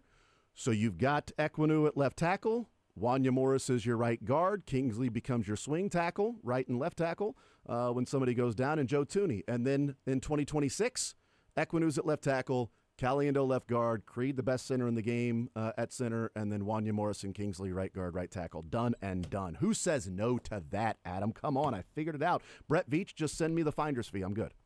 Well, with that plan of yours, you've just gone on the short list to be the GM. When I buy an NFL team, you've just gone on that list. So expect a call from me when that happens. Appreciate it. Now, Carolina would have to agree to it, and you would know that when you're trading for them, you're paying them. Is Carolina wanting to pay top-end money for a young left tackle while they're still rebuilding? I don't know. Maybe they are. Maybe they're saying, yeah, no, thank you, Chiefs. We got our guy at left tackle. We're rebuilding with Bryce Young and Leggett and Chuba in this offense. We need a stud left tackle. But, give them a call. See if they're willing to do it. 24-year-old guy who's ascending and having his best year in year 3 of a first-round contract. I don't know. Maybe they say no. But I feel like at some point, Adam, they've been able to find some guys. But at some point, you do kind of need to make a move and say, you know what, this is what they made a move for Trent McDuffie. They had more chips to play with, but they said, this guy shouldn't be here. We're making a move, and we're figuring out cornerback for the next few years, even with L'Jarius Sneed. They clearly did that with Patrick Mahomes. So they said, we're pushing our chips into the table. This is the guy. And maybe it's not him. Maybe it's somebody in the draft. I just think it gets to a point to where, you sit and try to find a guy and try to find a guy and try to find a guy.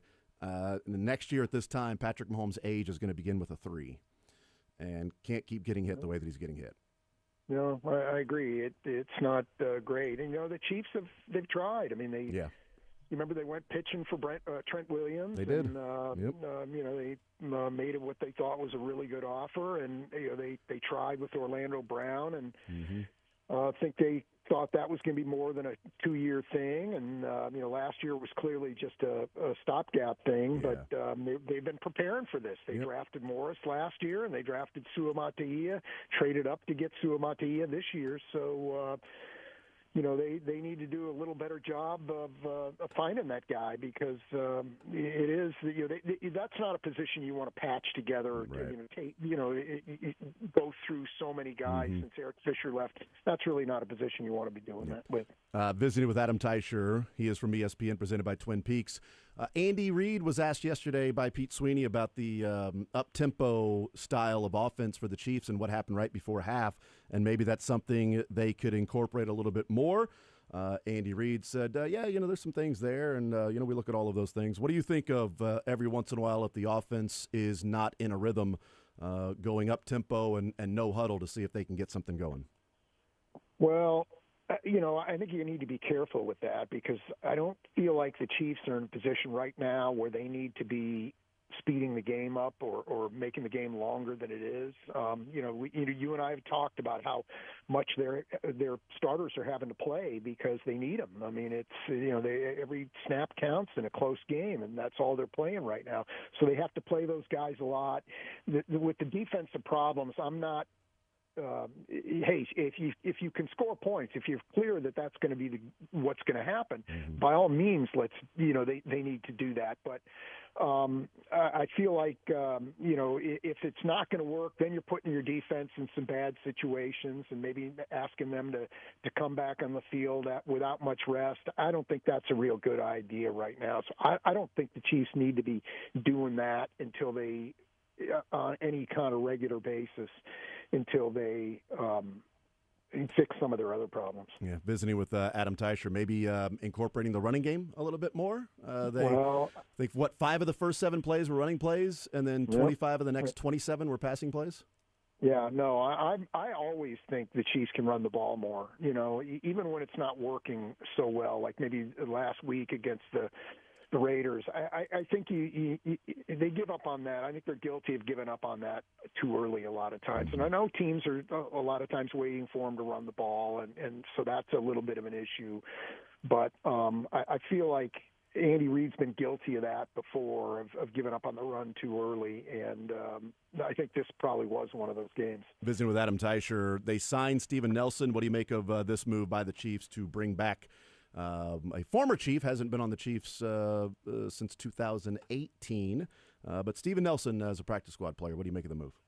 Yeah, I expect him to be in the lineup some point soon. Probably not in Cleveland on Sunday, but who knows?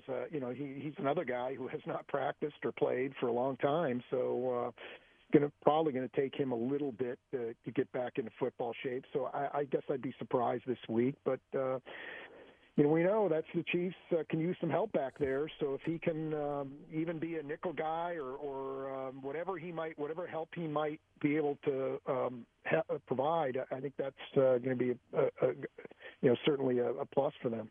You think they called Bob Sutton to get his thoughts on Steven Nelson before they signed him, or maybe not? I don't know. No, I don't think they put in a call to Bob, but he was a guy, Nelson. I didn't think I'd ever see back here, but here he is, and so I'm waiting for Justin Houston to walk through the door next week. I really am. Yeah, I mean, we've seen a couple of obviously Kareem Hunt is back. That's a guy I certainly didn't think would ever be back with the Chiefs, and Steven Nelson. Maybe he didn't have an issue with the Chiefs, but he had an issue with Bob Sutton. So the Kermit. Drinking tea emoji with the Bob Sutton news that he was fired that Steven Nelson put out there.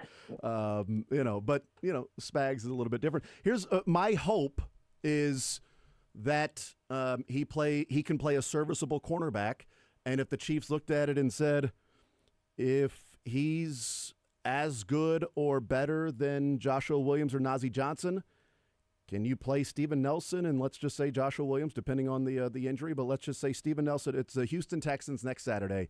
It's Steven Nelson on one side, Joshua Williams on the other, and move McDuffie back to the slot? I mean, Nelson's only played on the outside, so if you're going to bring him in there, he's playing outside corner. So now you don't have to have Shamari Connor in the slot, which has been an issue this year for this Chiefs team, especially in man coverage. Steven Nelson is awesome in his career, traditionally at man coverage. McDuffie has been amazing in the slot. I think by that one move, if you feel like you're getting a guy that can play on the outside and play pretty good man coverage, your team becomes better at a couple of spots because you're clearly getting better at the slot position with a guy that can play it at literally an all-pro level. No, I think that makes a lot of sense, and I think that's probably what the Chiefs had in mind. If they can, if Nelson, once he gets up to speed, I'd be surprised if they didn't at least look at that, because you're right, the slot coverage has not been what it was last year, certainly for the Chiefs. So they need to improve that area, no doubt. Adam Teicher's our guest. What do you make of this Cleveland Browns matchup? Chiefs now 5-point favorites. It's moved a 1.5 for the Browns. Not surprising because Chiefs don't cover. But what do you make of this matchup? This feels like such a Jekyll and Hyde. Field Yates yesterday, your colleague at ESPN, said, good Jameis Winston, you're in a dogfight. Bad Jameis Winston, it's over at halftime. And I said, no game's over at halftime with the Chiefs. But still, what do you make of this particular matchup? As we know, no quarterback plays badly against the Chiefs. So I'd be surprised if it's bad Jamison Winston on Sunday. So I'm expecting another close game. I'll take the Chiefs, but I think this is going to be a more difficult game than maybe a lot of people think. So give me the Chiefs, 23-17, something in that neighborhood. But I do think it's going to be another one-score game. That's right around where I have the Chiefs winning this one. I mean, look, Cleveland beat Baltimore and Pittsburgh at home this year. They've beaten some good teams. I mean, it's only 2 of their 3 wins they have this year, but still, they have those 2 wins. Hey, their record is not very good, and I think a lot of that but they're a different team now than they were with Deshaun Watson as quarterback, and I think they're a more dangerous team. And the Myles Garrett matchup, I think, is going to be a nightmare for the Chiefs. So there's a lot of potential problems here for the Chiefs, and so I don't think this is going to be an easy game by any stretch. I don't lump the Browns in with a lot of the other teams with the worst records in the league. They stand out among the 2-11 or 3-10 teams. Browns stand out to me for what that's worth. Yeah, I think it was Jameis Winston got inserted as the starter for that Baltimore game. And they are 2-4 since then. They beat Baltimore. They beat Pittsburgh. They lost by 8 at Denver. They lost by 13 this weekend at Pittsburgh. They got blown out by New Orleans and beat by 17 by the Chargers. But again, there's the Jekyll and Hyde of Jameis Winston. Like, he'll throw some pick sixes like he did against Denver, a couple, 2, 3 of them, and they lose by 8 on the road. But also he'll put up great numbers against Pittsburgh and Baltimore and light the scoreboard up with 303 touchdowns and things like that. So they've proven they can win against good teams. They've also proven they can get blown out by some teams. Chiefs don't blow teams out. I'm with you on this being a closer game and this being one of those good Jameis Winston games because I don't remember the last time the Chiefs had an interception. No, I literally don't. Yeah. Was it Buffalo? Was it Shamari Connor? Yeah. I mean, the Chiefs have 6 of them this year, right? And 3 of them were in the one game against the 49ers. So, yeah, it was Shamari Connor against the Bills was the last one. And not only that, but can you remember they almost got in since then? I mean, no. I don't remember really any that they've had in the last 3 or 4 weeks or close to anything. So, yeah, that's so I just don't know it's going to be bad Jameis Winston on Sunday. Yep, we'll see what happens. Adam Teicher from ESPN, always good Adam Teicher. He is presented by Twin Peaks from ESPN, our Chiefs Insider. Adam, you're the man as always. Appreciate it, sir. Enjoy the football. We will talk next Tuesday. All right, good stuff, Jason. Talk to you then. Absolutely. There's Adam Teicher joining us as we talk some Kansas City Chiefs, and they get set for the Cleveland Browns. And again, yes, it's been 6 games since Jameis Winston has been the starter. They're 2-4. They've got a 5-point win over Baltimore. They've got a 5-point win over Pittsburgh. They've got a 17-point loss to the Chargers. They've got a 21-point loss to the Saints. They've got an 8-point loss to Denver, and they've got a 13-point loss to Pittsburgh. So, again, it's Jekyll and Hyde. Great book. I'll take your word for it. A great movie. I loved the series was even better. I'm not sure. I'm actually currently reading that book. Oh, how about that? Are you serious? You and Sterling? How about the peas in a pod right no, there? he's read it 5 times over now. Kindred spirits. Only once, but it was one of those ones where you're like, you hear it all the time. You should probably read this book. It's the exact reason I started reading it. So yeah. How about that? And it was free. So is Jameis Winston on the cover? You could. Did he write the forward? Jameis Winston wrote the forward. That's good for him. I don't know about the paperback. I'll have to check the newer editions. You could have borrowed it from the Library of Sterling. I like it on my phone. I want to read a book that Jameis Winston wrote the forward to. I just want to read the forward that Jameis Winston wrote the forward to any book that's out there. I don't know if he did. The horses are prepared for battle. That's right. It's great. I love it. His autobiography is going to be a Oprah Book Club must read. And you know what? I want the audio version of the autobiography. Yes. Narrated by Jameis Winston. We're going to look back, and it's going to be like Yogi Berra. Where all have you ever read the Yogi Berra or absolutely. all those quotes? 60% of the game is half mental and 90% is physical. The other 90% is mental. The other half is physical. Yeah, whatever. Yeah, it's just like his quotes are just, and that's going to be Jameis Winston. Yeah. Here's an idea. Is Jameis Winston the modern day Yogi Berra? Sure. I don't know who else would be. Like if we had to name one person. Yeah, I think it might be probably Jameis. Who I would go with. 23-17, something like that. Adam, I think I'm right around there. I think I'm going to land on like 21-17. The spread's on Friday. 6.5? It's 5 now. 5? Yeah. Well, it's going to be 4. Exactly. They're not going to come. No matter what the spread is, the spread might be 1.5. Then I'll take it 21-20. Yeah, Whatever give me the points. I am not picking the Chiefs to cover, which means that they will cover. I'm sorry that I keep picking them to cover, and they're not. That's your my fault. Yeah, 9 straight that they have not covered. But you know what? They're 8-1 straight up in that time. So what's the old adage? Good teams win. Great teams don't cover. That's what they say, right? No. Good teams win. Great teams cover. Super Bowl champions, it doesn't matter. Yeah, there it is. That's the old saying.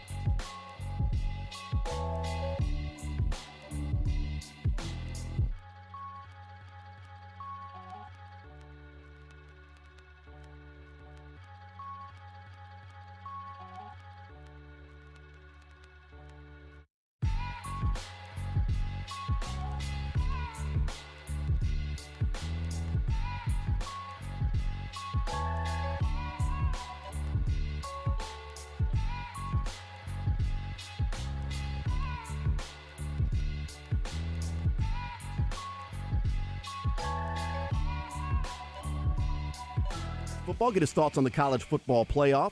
Todd Lebo at 1 o'clock, Fact or Fiction. Big shout out to Chris from Mod Pizza. Chris, killing it, man. Brought in some Mod Pizza today, and it's always a good day when you get reminded that, that's right, we got the pizza drop today. Mod Pizza's coming in. Oh, heck yeah. I'm glad I didn't bring lunch today. I just forgot. Didn't bring lunch. Then I find out that, no, I did it on purpose because Mod Pizza is here. Unlimited toppings, one price, and some of the best pizza that you will find that is out there. It is Mod Pizza. We love doing some of our remotes from Mod Pizza with the people that are out there as well. So go check them out. We'll take a timeout, come back, talk some college football next.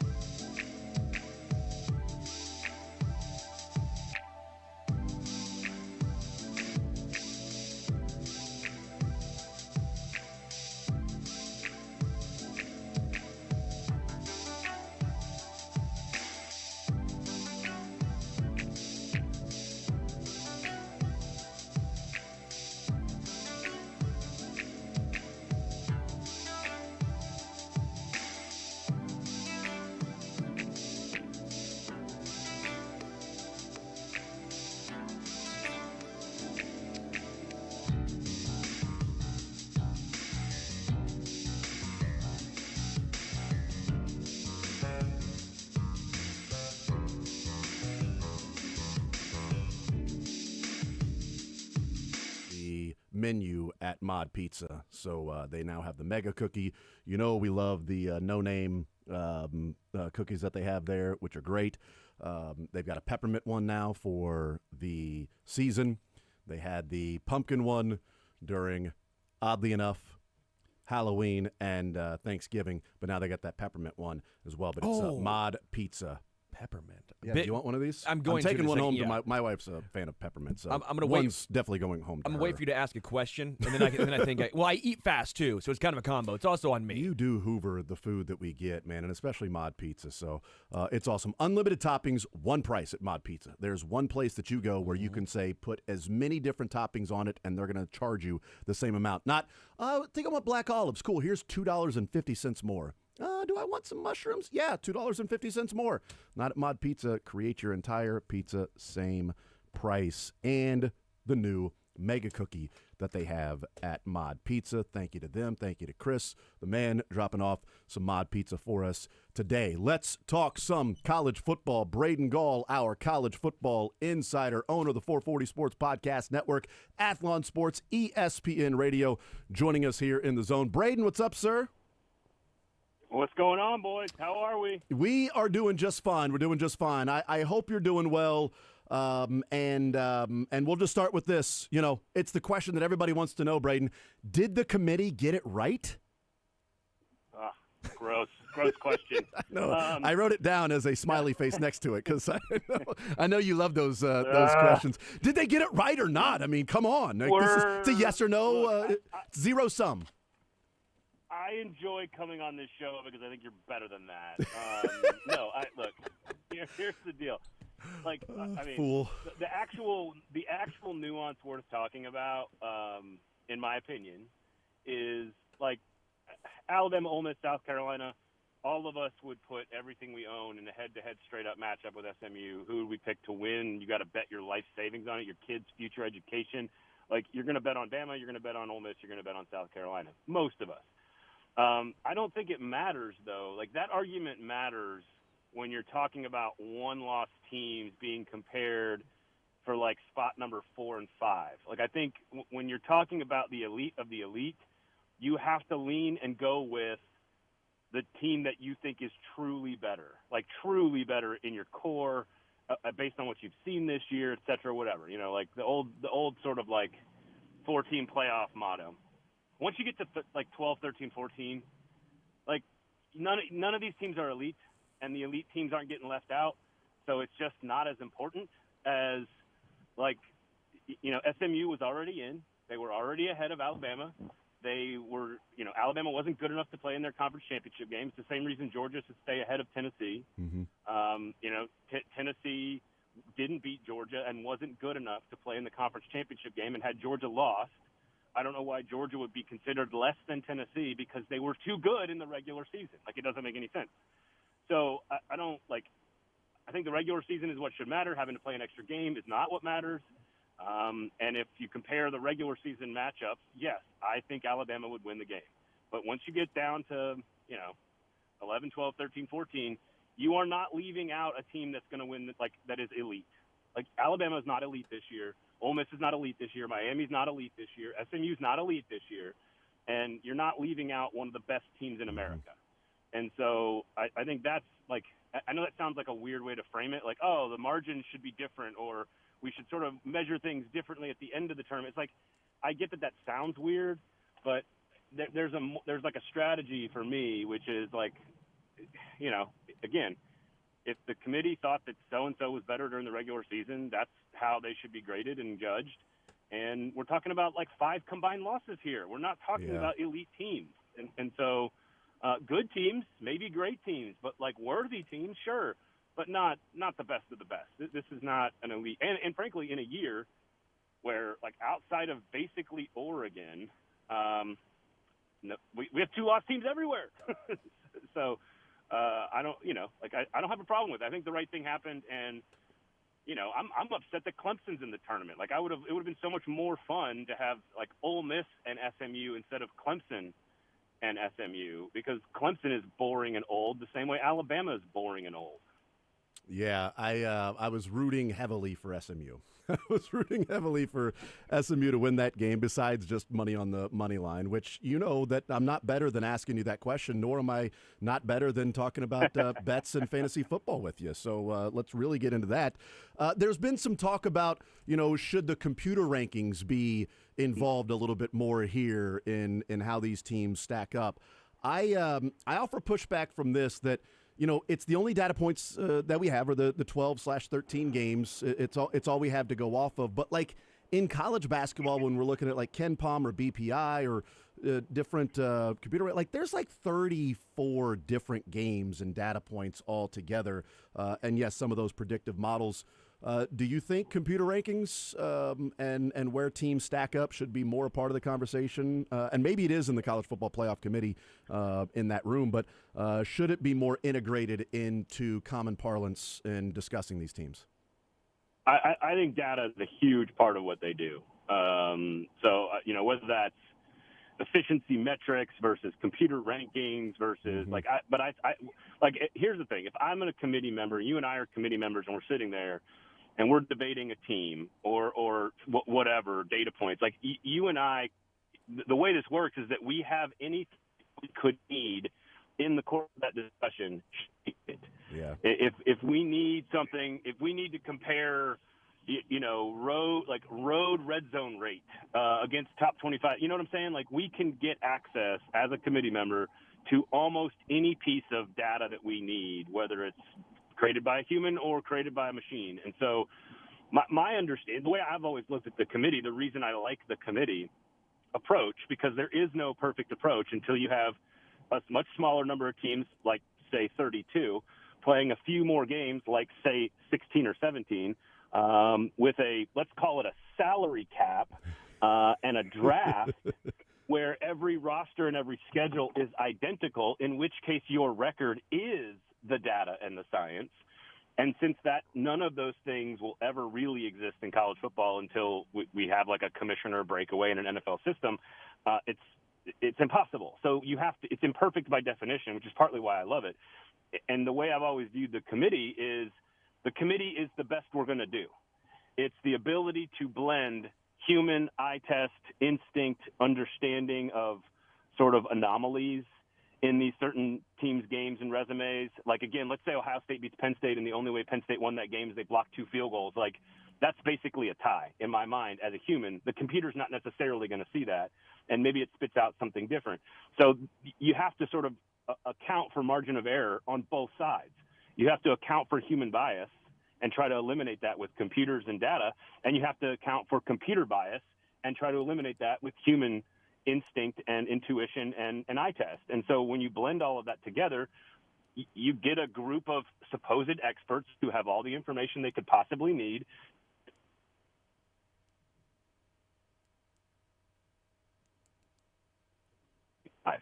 Is it perfect? Of course not. Is that baked into our system? Absolutely. Is that partly why I love college football? Yes, you betcha. So I actually have no issues with where they're at. Again, do I disagree with any one particular committee member who thinks, like SMU's the 4th best? Like, I could debate some of the things on this list. Like, I don't know why Penn State's ahead of Ohio State. I don't think it's clear to me that they're not better than Ohio State, so I don't understand that. But again, like, if that's my only complaint, maybe I feel that way because I'm a Tennessee fan. but I think Ohio State's better, and so I think Ohio State belonged ahead of Penn State. I would have had Notre Dame. I think Notre Dame's slotted correctly. I think Texas is slotted correctly. Do I think we can get to the seeding thing, which is absolutely totally predictable and stupid and ridiculous? I think you and I have talked about it for like 2 years now.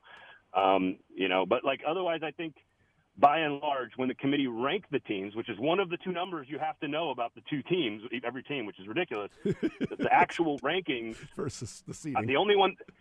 Yeah, right. Like you have to explain 2 different numbers now to everybody, which is so dumb. But the actual rankings, Clemson at 16, Arizona State at 12. Like the only one I really disagree with is probably having Ohio State ahead of Penn State, and I would have Boise State behind Arizona State like at 14. But that's about it. Like otherwise, I kind of agree with it. I don't have a problem with it, and I think it's about as good a job as you could possibly do. Is it Oregon and Georgia are the only ones that the seed and the ranking are the same? or that number 1, number 2, both? Because after that, yeah, Texas is number 3, but number 5, and then Penn State is 4, but 6, and Notre Dame is 5, but 7, and on and on and on. So yeah, that would be the case. Is just number 1 and number 2. Dumb, so dumb. And I the think, reward. The reward is the reward that you are giving to a team who wins its conference, ACC, Big 12, and G5 in this case, because by and large the Big 10 and the SEC champ is going to be 1 and 2 most years. So you're rewarding every other conference by giving them access to the tournament. You don't then need to give them another reward by moving them up 10 spots. That's absolutely insane to me. And what you get is ridiculous paths to a championship for teams that have earned like so much more. Like Oregon got screwed. Yeah, Oregon has so much. Texas is going to play number 16 and number 12. Yeah. If it wins 2 games, it will not even beat a top 10 team. Mm-hmm. What are we doing? Yeah, Oregon's going to have to play. Oregon's going to play the winner of the number 6 versus number 7 team in the country, and Texas is going to play the like you said, the number 16 team in America, and if they win that one, they play the number 12 team in America, and if they win that one, then you're talking about playing in a semifinal or and I would argue Ohio State and Tennessee are actually better than those rankings. They're actually down a couple of spots. So not only that's part of the problem, right? I would say Oregon is not going to play number 6 or number 7. They're going to play number 4 and number 5. Mm-hmm. Ohio State's number 4 on my list. Tennessee's number 5 on my list. Again, we can disagree, move them down a spot, whatever. But those are 2 top 6 teams in the country. And you have to face. You are the only undefeated in America. You had an extraordinary season. You won a conference championship, and you're 13-0, the only one. And what's your reward? You get to play one of 2 of top 6 teams in America. Meanwhile, Texas doesn't win literally anything, and they don't even have to play a top 10 team to get to the semifinal. It's absurd. Yeah, and Oregon, you're supposed to reward the team that's number 1 overall, and the way that the bracket sets up is, right now as the number 1 seed, we mentioned them playing Ohio State or Tennessee. The winner of that, Oregon's path, it realistically could be Ohio State, Texas, and Georgia for them to win the national championship. Georgia's path could be Notre Dame, Penn State, and Oregon to win the national title, and they're number 2. Oregon is supposed to be the team that earned the number 1, yet the left side of this bracket with the 2 and 3, is the easier side with Notre Dame, Indiana, Penn State, SMU, Boise State, and Georgia. Now, and on the other side is Ohio State, Tennessee, Oregon, Texas. All on one side, and that's the number 1 seed. Whereas if it was just ranked 1 through 12 / bringing in the teams that are automatic qualifiers, Oregon would be playing the winner of Indiana and SMU. And then it would be Penn State on the other side in the semifinal that would get there by, beating Notre Dame and Arizona State. So it would be the winner of Penn State, Notre Dame, Arizona State to get to the championship. Vastly different. All of that I agree with. And the only thing that we do need to just make sure that we also acknowledge is all of that is based on sort of chalk, and we all know for sure that brackets are intentionally created to destroy chalk in general. Mm-hmm. I'm willing to bet you there is some more chaos than we expect. Arizona. Let's take a hypothetical Arizona State-Texas matchup, for example. Arizona State has lived exclusively most of the year on great turnover luck, a really powerful running game, and the quarterback who got better over time. And, Texas has had these momentary lapses. There's a formula there for chaos in an Arizona State-Texas game where, Quinn Ewers makes a couple of mistakes every game, throws a few interceptions you don't expect. Arizona State has lived off of capitalizing off those turnovers all year, and they line up and run the football against the defense with a 240-pound battering ram running back that's like a hero legend in college football right now. And all of a sudden you get this really low-scoring, quick game where a couple of turnovers from Ewers leads to chaos and Arizona State wins. We have to there is going to be that. Do I think it's SMU at Penn State? I'm not sure. Do I think Indiana could play Notre Dame well for 3 quarters? Probably not sure there. I'm willing to bet you there's an upset in the first round. I'm willing to bet you there's an upset or 2 in the second round.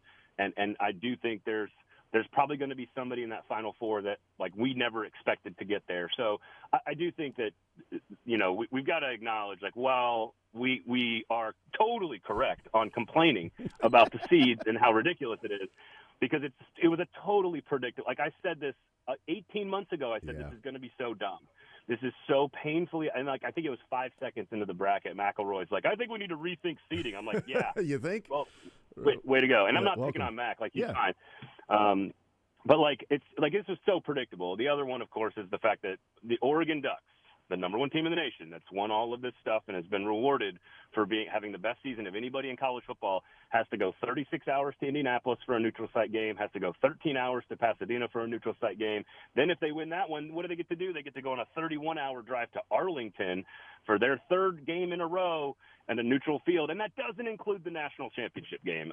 So the bowl games being incorporated because of crony capitalism is like one of my number two biggest complaints. But otherwise, I think the tournament's going to be great. Yeah, no, these are all like parts to where it's like, okay, yeah, these are issues that maybe can be resolved moving forward. And in the meantime, we get to watch a 12-team playoff. Like, we get to watch this because the bowl system, it was like, man, why can't we ever have number one versus number two, or we get the perfect storm where number one and number two match up in the random bowl game that they're supposed to match up anyway, and now we get a national championship game. And then we got the BCS, which was imperfect and flawed, but hey, we got 1 versus 2. And we got a 4-team playoff, which was imperfect and flawed, but hey, you know what? Now we got 4 teams that are invited to the dance. And we got a 12-team playoff, which is imperfect and flawed, but we got 12 teams that are there and a better chance of saying, hey, you're going to find the true national champion in here. Like the team that did not make this, the number 5 team in the land that could win a national championship is not left out of the tournament for a chance to win the national championship. So you're going to find that team that will rise to the top. One of the questions I would have, too, is while we enjoy this one, lessons to take away, these are the things that we're talking about. How long do you think we'll have this current construct of 12 teams and the bye to go along with the top 4 conference champions, and how long before it goes to 16 because the SEC did not get Alabama, and we're seeing what some of these byes have. I mean, are we looking at a 1 or 2 year iteration of this before they go, all right, let's get to 16 and make more money, guys? Yeah, I mean, I think it'll be 14 after 2 years. Okay. There's a 2-year look in, of course. I mean, there's 2 years before, like, the Big Two conferences kind of physically actually take control of the rules and regulations. So it's going to change again probably in 2 years. I do think there's another look-in clause in 2028, 2 years after that, that also allows for some changes and some look-ins. It's smart that they baked in these opportunities to sort of, like, make tweaks and make changes. So like, while it sort of sounds like a cop-out, like, oh, we're kind of doing this on the fly, like seat of our pants, unsure what's going to work. Let's just try it this way. Like, I can see how that can seem a little chaotic. I'm okay with, us as fans getting to be the guinea pigs because hopefully that leads to some like fun stuff. And I'm not super outraged about expanding to 14 or honestly, like, college football is great. And if I get more rounds of college football, I personally am not going to complain. I think the major issue there is like, what are we doing to protect players? Are we going to just continually ask them to do more and more and more while, these old school football coaches cry and moan about how hard managing the roster is today because this $1 billion industry actually has to pay its labor force. So I just that part, like health-wise, make sure there's insurance after football because most of these kids aren't playing in the NFL. Make sure they're getting their injuries taken care of from a health insurance standpoint. Make sure they're being compensated for their hard work. And because, again, I think Fowler said it. I can't remember what game I was watching. Maybe it was the A&M Texas game where Fowler just sort of like said the quiet part out loud on the broadcast. And he's like, we've never had, I think the line was, we've never had, we're going to play more games than ever before with less depth than ever before.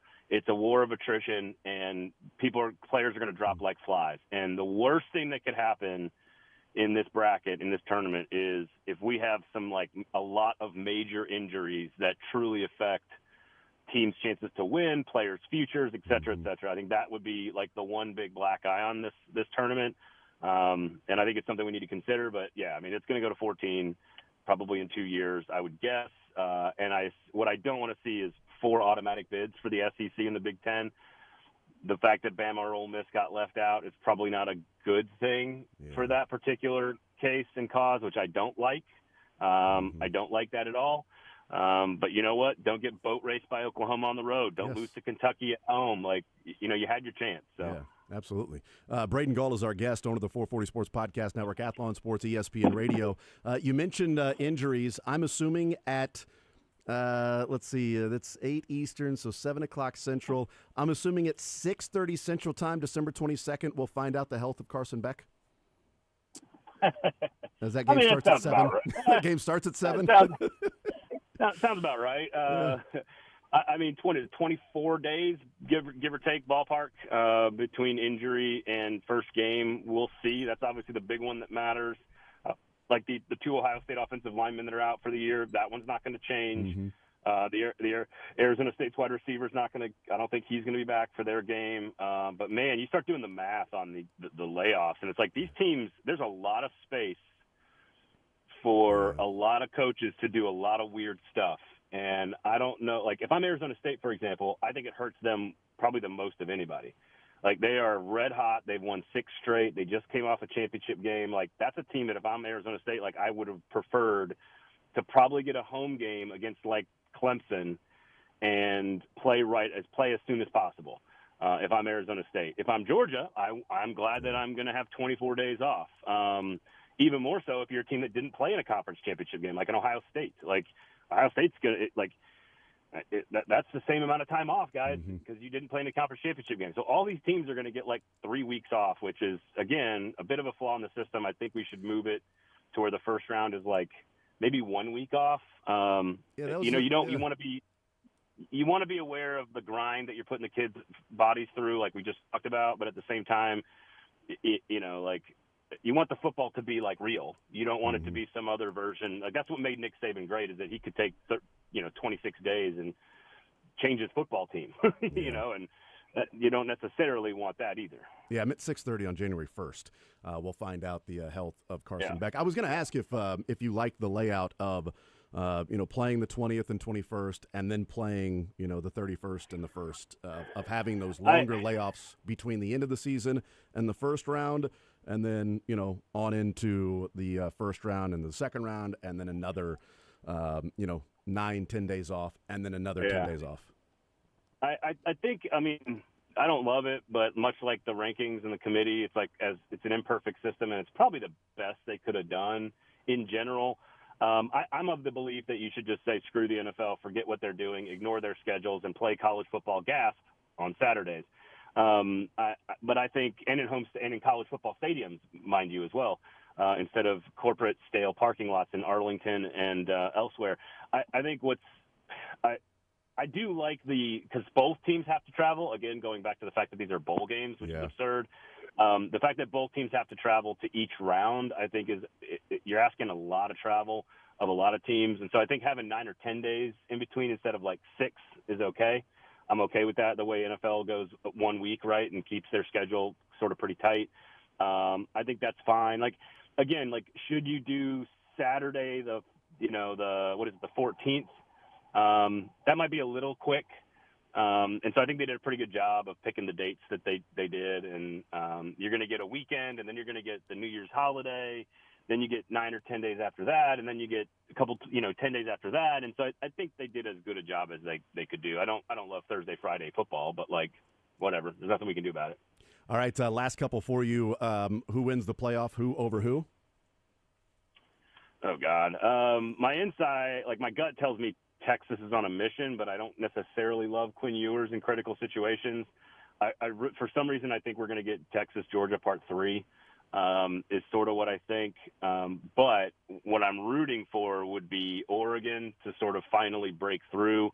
This is a program that has been among the more interesting, entertaining, and great programs in college football for, frankly, 40 years, and has been to the close to the mountaintop every time, and has not finished the job. So I'd love to see a 13-0 Oregon team finish undefeated and win a national championship. I think they can do it.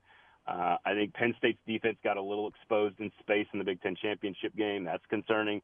Ohio State's, it's about the offensive line and the quarterback. I think Tennessee and Ohio State are virtually identical, honestly. And frankly, they're not all that different from Notre Dame. In fact, a lot of these teams are built kind of similarly with elite defensive fronts, and then some varying degrees of good quarterback and not great quarterback play. Georgia's in that same boat, and so there's something about Texas that's intriguing to me, especially part of their path, of course, as well. But an Oregon-Texas semifinal would be fantastic. Yeah. Georgia-Penn State would be great. Notre Dame-Penn State would be great. Unfortunately, you just sort of like look at SMU and Boise and Arizona State and Clemson, and you kind of just go like, all right, nice story. Unsure if I want y'all to make it, but I do think Arizona State would make a sneaky, interesting story if they got to the Final Four. Yeah. So Texas, Georgia, Part 3. Who would win that one? I mean,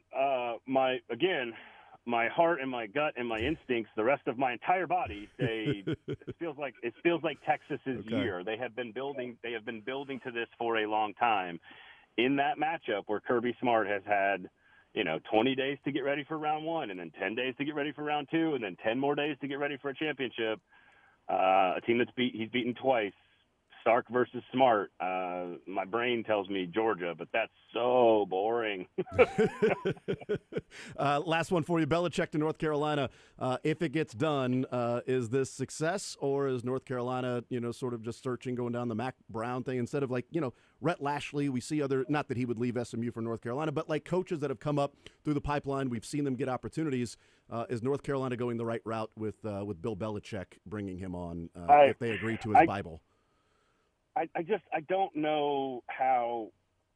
I mean, unless he hires an entire front office to do all the work it takes to recruit and manage a roster, which right now, Alabama has the most expensive general manager in college football. He's making almost $1 million.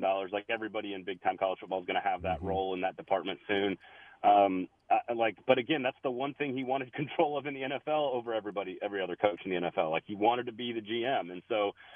It's so much more time-consuming. I think his X's and O's ability to coach would be very successful on the field. I think he would get burnt out and tired of it very fast. It doesn't make a whole lot of sense. I know there's some back channel sort of ties to the university, et cetera, et cetera. But I honestly, what I think North Carolina is facing, and certainly you would take Belichick over most options. The best, let's just use the best name in the game right now from a G5 level. John Sumrall at Tulane is probably the number one candidate for everybody. Mm-hmm. And the way the game is going, where NIL investment and brand is so much more important than ever before, I think, Tulane is spending more money than almost any G5 team in the entire country. They have tons of cash, and he can sit back and be patient and, wait for Auburn to come open next year, wait for Kentucky his alma mater to come open. And, is North Carolina definitively better than Kentucky? Probably not. And so North Carolina is a decent job, but it was a much better job 10 years ago when it didn't matter how much you invested in players. And that's changed. So North Carolina, West Virginia, Purdue, UCF, UCF is the one that actually invests the most money in its roster right now. And so it's crazy to be like, oh, UCF was the best opening this year. It's crazy to look at it that way, but we've got to adjust. So I'll be fascinated to watch a Belichick experiment play out. My instincts are it burns hot and it burns fast and the flame burns out, and then they're back to, hey, are we investing in athletes enough to hire a good quality build a program coach the way John Sumrall would be? And from my understanding is that John Sumrall has been offered every one of those jobs and has basically said not interested. Wow.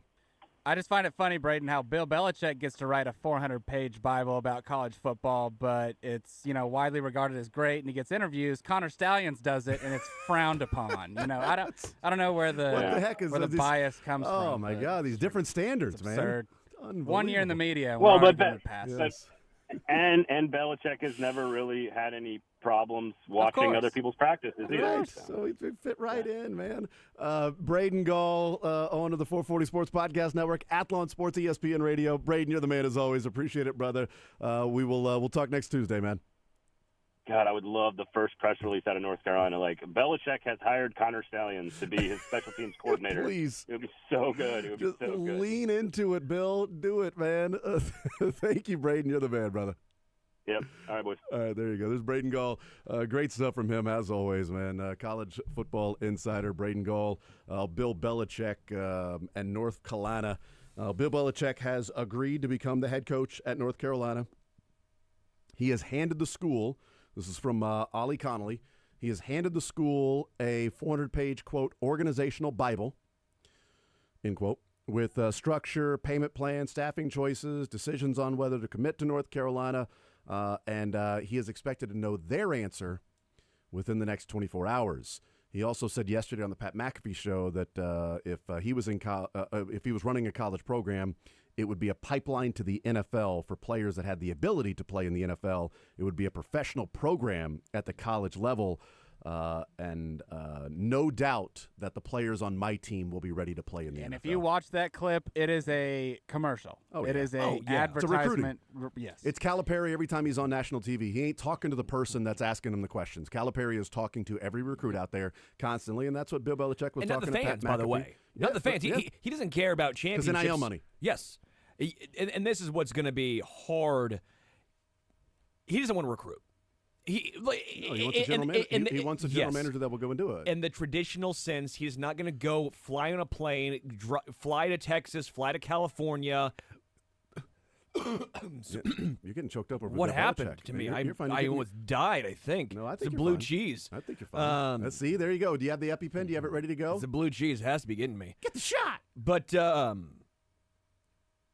players will want to play for him because he's Bill Belichick. I just don't know how long that will go on for. If that happens in 2 years and they are 5-7 and guys aren't going pro, that you're looking for a new head coach. Because here's the thing, it happens from time to time. It does happen where you take a lower recruited guy and he ends up being an NFL player. Yes. Okay, so that happens. There's NFL teams are littered with players from all across the country and all walks of life. But the numbers show you that the higher ranked you are, the higher percentage chance of going to the NFL you have. That has been proven. It doesn't mean that every 5-star is going to go to the NFL, but it does show you that 10% of the country or 9% of the country is 5-star players, yet 40, 50%, maybe it's not that high. I'd have to go look at what the new number of first-round draft picks are, like 4 and 5. Like there's 10%. Sure. There's like 10% 4-star guys and 10% 5-star guys out there. Sure. So it's like 10, 15% to 20% of all the 4 and 5-star guys of every recruit in America. Yeah. Yet the first round is made up of 4 and 5-star kids out of high school. So you are improving your chances. You can take some 3-star guys and turn them into NFL players. Yes, of course you can do that. But if Bill Belichick isn't recruiting some blue-chip prospects, the recruits out there may not be looking at North Carolina and saying, oh, yeah, I saw you take that 3-star guy and he got drafted in the 7th round. Oh, that's right, there was that 3-star guy that got drafted in the 6th round when nobody was watching the draft anymore. Yeah. Or, oh, that dude went to your school and he was a top 10 pick. Okay, that dude went to your school and he was a top 5 pick. Like, there's a difference in that. And NIL money matters. The number 1 college basketball player in America committed today to BYU. Big 12 school. That's right. From Utah, right? Oh, wait, he's from Massachusetts. And he chose BYU that has as big of a war chest for NIL as anybody in America does.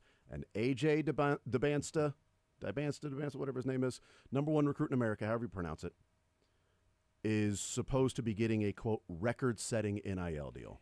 These 4 teams. He chose BYU from UMass, but go ahead. From Massachusetts. Yeah. But who are the teams he chose BYU over? Not Alabama, not North Carolina, not Kansas, BYU. Those were the 4 teams he was choosing Those are the between. Final 4. KU, North Carolina, Alabama, and basketball makes sense. Nate Oates is doing great things at Alabama. Yes. North Carolina, KU, traditional blue bloods. BYU got the bag. So I would love to hear all the people that went NIL past that were crying about, well, the rich is going to get richer. Well, the rich is going to get richer. You should have listened to us when we were talking about, no, it'll actually open the playing field a little bit more. That if you want to give the most expensive NIL deal to somebody, you can take your entire war chest and give it to one player. You ain't getting that player without it. So now BYU lands the number 1 player in America because of a record-setting NIL deal. He ain't going to BYU without NIL. Well, maybe Jimmer Fredette was his favorite player. You don't know that. Could be Jimmer. Most people growing up in Massachusetts have Jimmer Fredette as their favorite player. Not Kimball Walker. Most non-Mormons growing up in Massachusetts have Jimmer Fredette as their favorite player. More's on next.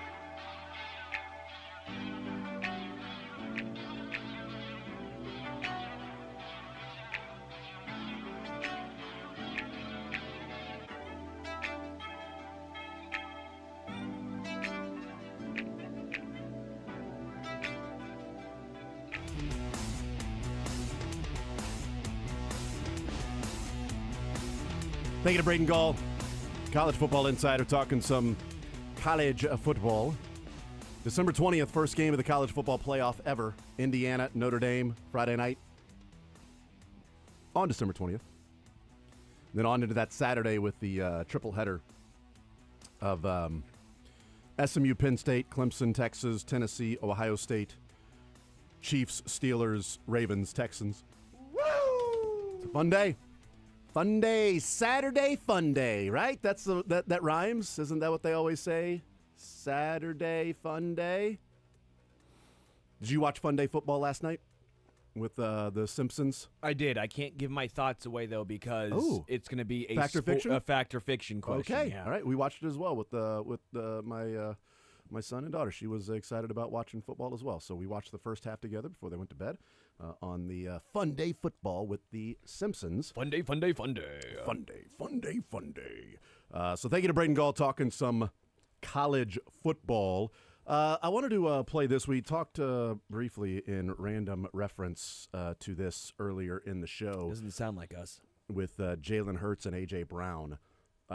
Let's play clip number one because this was the post-game press conference. This quick comments, combine the two. So Jalen Hurts at the podium was asked about does there need to be conversation that takes place between you and the receivers on the sideline with the passing game that ain't really working right now.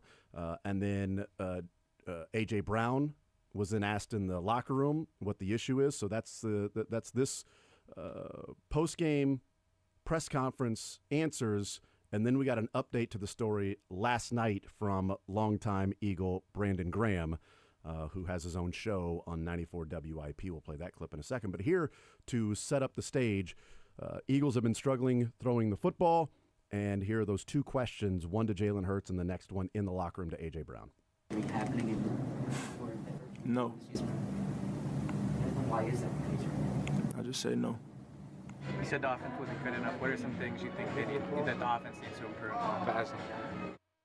Passing. So the first one was, do you need to have conversations to figure some things out on the sideline during the game? No. Well, why is that? I just say no. What are some things you said the offense needs to improve? What are the things it needs to improve on? Passing. Okay. Makes sense. The passing game has been struggling. They have an NFL MVP candidate in Saquon Barkley, and he's been getting the ball. A.J. Brown has not necessarily been getting the ball. He has 9 targets in the last 2 games. He has 109 yards total in the last 2 games. 10 targets, 9 receptions on 10 targets. No touchdowns. He did have the week before that against the Rams, 6 receptions, 109 yards and a touchdown, so apparently it was fine then. But the last 2 weeks, not as fine. The passing yards for Jalen Hurts the last 3 weeks, 108, 118, 179. He has 4 touchdowns and no interceptions. But he's not turning the ball over. Yeah. He's accounting for a lot of touchdowns, and the Eagles keep winning. Well, this is what the risk was with A.J. Brown. And it wasn't a risk in the sense of off-the-field issues or really even injuries. The risk is when he is not getting the ball and getting the ball a lot, he's going to complain. Winning or not, this happened in Tennessee too. They were winning ball games, but the focal point was Derrick Henry, and A.J. Brown was not happy at times. And it hasn't been the running game except for Jalen Hurts when he tucks and runs in Philadelphia. The running game with the running backs have been secondary, but that is now being more highlighted because Saquon Barkley is an alien. Yes. And he has helped advance that offense.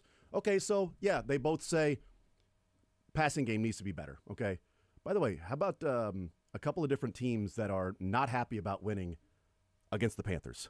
Yeah. Chiefs survived the Panthers, not happy in the locker room. And that's when Andy Reid had to say, hey, don't hang your heads, guys. Guys, you don't hang your heads. This is a tough league. Eagles, not happy, like pissed off, like they lost the game in the locker room. Last night, Brandon Graham, the Brandon Graham Show on 94 WIP in Philadelphia, he was asked about what's going on. Now, he says 2 numbers in here. He says 11.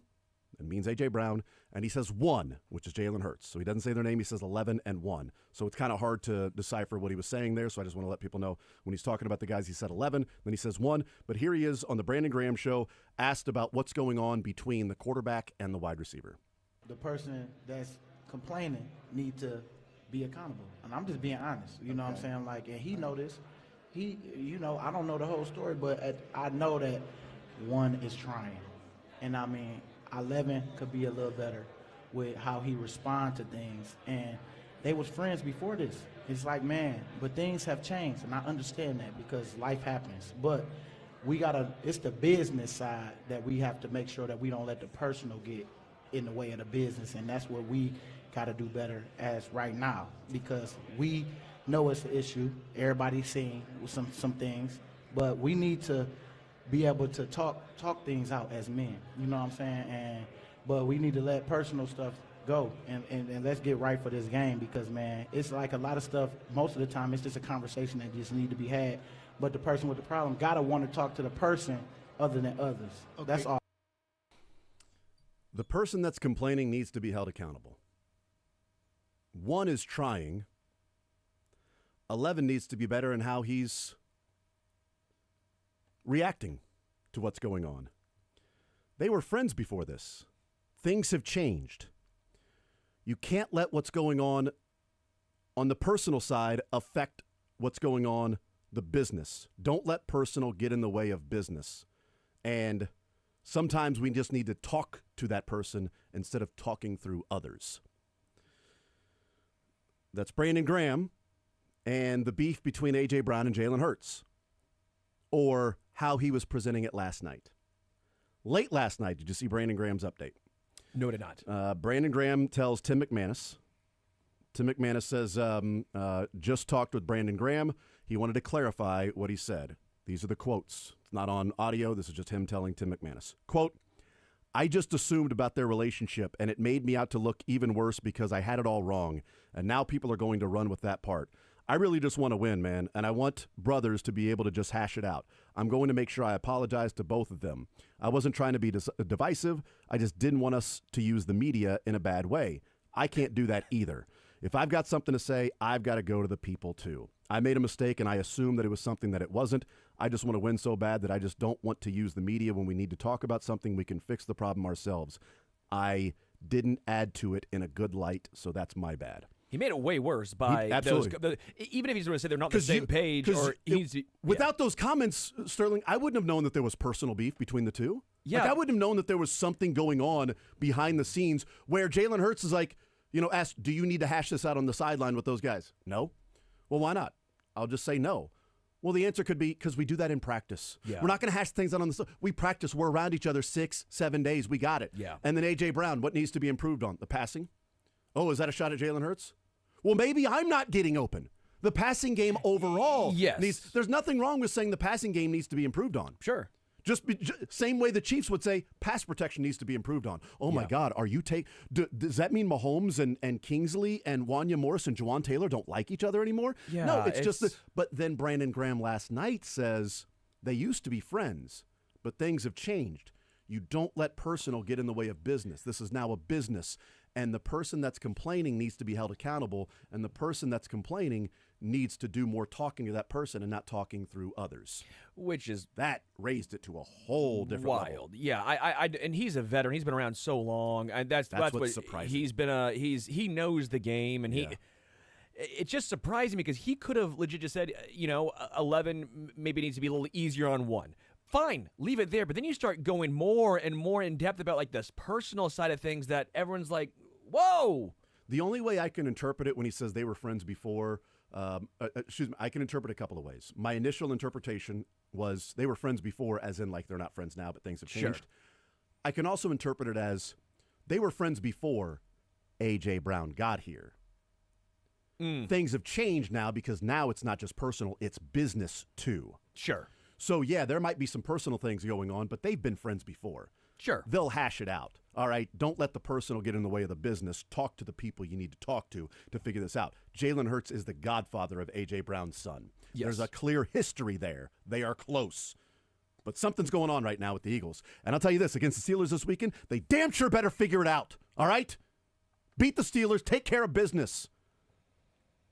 Let's go. Lions, Eagles, and Chiefs. Oh, my. Let's get it done.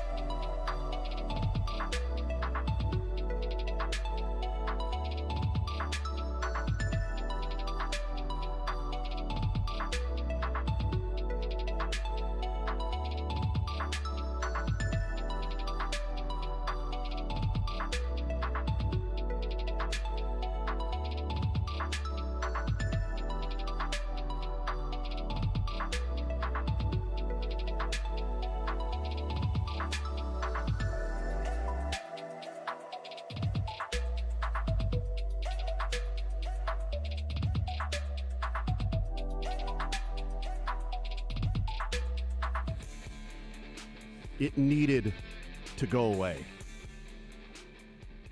I mean, it was so obvious in the media when Kelsey was asked about, Patrick Mahomes getting hit that often, and his reaction is, "We play football." Like, he has no caring for Mahomes' body at all. That was really disappointing. Really disappointing for him to just be like, "I don't care if Mahomes gets hurt." Stop even joking That's about what this. I heard. Stop joking. I can't help what I heard, Sterling. No, it is nice knowing that these guys are as close as they are on and off the field. And while there's a standard that they hold themselves to, the beef doesn't reach the media, even if there is some beef between guys. And by the way, there's like 75 guys in there. Not everybody's going to love the other guy and be best friends with him.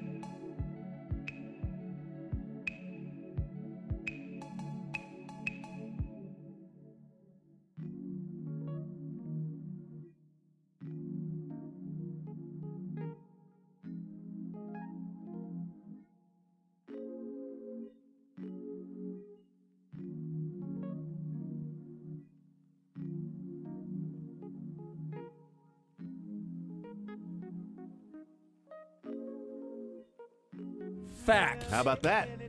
You can stop by Mod Pizza. They stopped by today, dropped off some fantastic food for us, some pizza. Fact. Unlimited toppings, one price, and the new Mega Cookie. Also fact. The new Mega Cookie on the menu there at Mod Pizza. Awesome stuff. That's Great not places. the little thing wrapped up in red. That's not a cookie. No, that's a no-name. That's a no-name. Those No-name are something cookie. else. This is the Mega Cookie Oh, right that looks like a pizza box. It oh is my a Mega God. Cookie. Okay. That is Lebo, a first mega, bite. family. Rip it right now. That's for the family. Mega No, Cookie. rip it right Yeah, now. that's a I cookie wanna- for the family. That's I not want a to. cookie. I want to It's see a personal you pan cookie. take a bite. You know, why didn't I get those back when I read those books? Why didn't I get the personal pan? I would have Yeah. read more books for the personal pan Not cookie. just for the pan pizza. Yeah. And my parents didn't have to lie and sign off on that. You I read all the books. just so I could have dinner. Like that You didn't read take the place at all. books. I read those books. What were the books? It's for me to know and you to find out. That's what it is. But go check out Mod Pizza. Great spot. They are awesome people as well, and all the locations around the Kansas City area. And our location tomorrow. Very excited about this. You know, what did Eminem say in that one song? Two trailer park girls go around the outside, around the outside. You did one chance. Yeah, it's one shot, right? One shot. That's how many One shots opportunity? You get. One shot, not a can full of gas and a handful of matches. Not that one. One shot. Him? One shot and one opportunity. This is yours for ADA. It's your one shot and one opportunity, just as Eminem rapped about, was going and getting some of these sports collectibles at ADA in Riverside. Claim in Compton, but you moved to Riverside. ADA is there. They start tomorrow, where they open up the doors tomorrow on into the weekend. Brady Cook will have an autograph signing coming up on Saturday, but they open up the doors one time a year for a few days. These are those days, starting tomorrow, that you can go in there, see the entire warehouse, all of the collectibles that they have, the autographs that you can only get at some of these charitable auctions. You can go and pay for the exact price right there. And they've got tons of cool specials. They've got like boxes of like autographed pictures that you can just go, maybe like one of your favorite players back in the day. Like, oh my gosh, I didn't know they have, well, there's this guy. I loved that guy, but it's not somebody that you would put on the wall or Today, like, wow, it's Patrick Mahomes or something. And you find those in baseballs and some autographed footballs. There's so much cool stuff I'm there. stoked for tomorrow. Dude, it's great, man. If you think I'm not going to take off maybe 3.5 hours to go look at that stuff, I'll get you for a half hour. So you're going to present your regular show. Yeah. Good enough. Well, it's not my fault, okay? We got Tysher on. I'm not going to step on your toes. Tysher's I'd not on rather tomorrow. go shopping. Tysher's not on tomorrow, so. No, He'll I go meant during Patrick Mahomes and Andy Reid. Okay. Do a little shopping. So on. I'll tell you what Andy said. We're looking forward to the challenge of playing. They're a good team, well Not quite coached. sure. We'll see how the guys feel. Browns. After See how practice. they Don't know what feel. DJ I'll Humphrey's get doing. you that update. Isn't it, Steven Nelson's on the team. Yeah, was he going to play? We'll see on that. We'll see on that. You know, just taking it day by day, not day to day. I always find it interesting on Monday, like any injury updates. Well, I still got to talk to Rick Burkholder. Well, I'm glad you talked to us before you talked to him. But thanks. 12:30. Thank you for. By the way, to talk with Rick Burkholder. This was very cool. On Sunday, we got to spend some time with Rick Burkholder. They had the Dr. Alan Sills, who's the head of all the medicine for the league, came to town. Yeah, he was in town. Yeah. And we went on this tour where we went down. You saw where they do X-rays and all that stuff. Went down into the blue injury tent. We talked about concussion protocols. There's this little black box that the independent neurological people can go watch videos. They communicate with the spotters upstairs who are watching every play. We went and saw where they spot from, and we're talking to these spotters who are trained athletic trainers, and we're like, do you guys like even know what the score is or how much time's left in the game? They said no. Wow. They're just watching. They're literally watching the play to see if anyone gets up funny. They don't know. Oh, game's over? They don't even know because they're watching the game. They're so tuned in on the health and safety, on the brain injuries up there. It was a really neat, informative tour that we got to go on to see. Was that. this So on pretty Sunday cool. or was that like last week? Sunday. It was before the game. Wow, that's cool. Yeah, so it was just like before the game. They talked about their emergency plans and all those things that you hope you never use. You know, when the Chiefs actually had to use theirs when B.J. Thomas. That's right. Yeah, B.J. Thompson. Yep. B.J. Thomas. Raindrops keep falling on my head, but they had just gone through their full training like 3 days before that happened. When the people come in from out and all this stuff, and then it like happened. It was like, wow, training was fresh in our heads. But yeah, it was a pretty neat tour. You know, I should have said something to Rick like, can you just talk to Coach at about 11:30 on Mondays? It would be great. And just to give an maybe update. at 12:55 on Fridays. Hey, how long does it take you to get those MRI results? Because you're having like MRIs on Monday. Like, does it take you till Wednesday to get those results? Them long. They don't do MRIs at the stadium. Yeah. They only do X-rays there. The MRIs, it is good. It's not like when you go somewhere else, it takes a while. They get them right to you. Really? The stadium. They get them right to you. It was a neat tour, though. There's part of me that wants Insurance, to be. though, has to go through it first. Yeah, It's a whole. It's a middleman. There's a middleman. Red tape. There's a big part of me that wants to be smart aleck with this, even knowing how cool that is. Did you ask Rick to show you guys where the optometrist sits for Kyle Van Noy, so you can see how long it takes to get from where he was? Funny story. Kyle Van Noy spent the night here.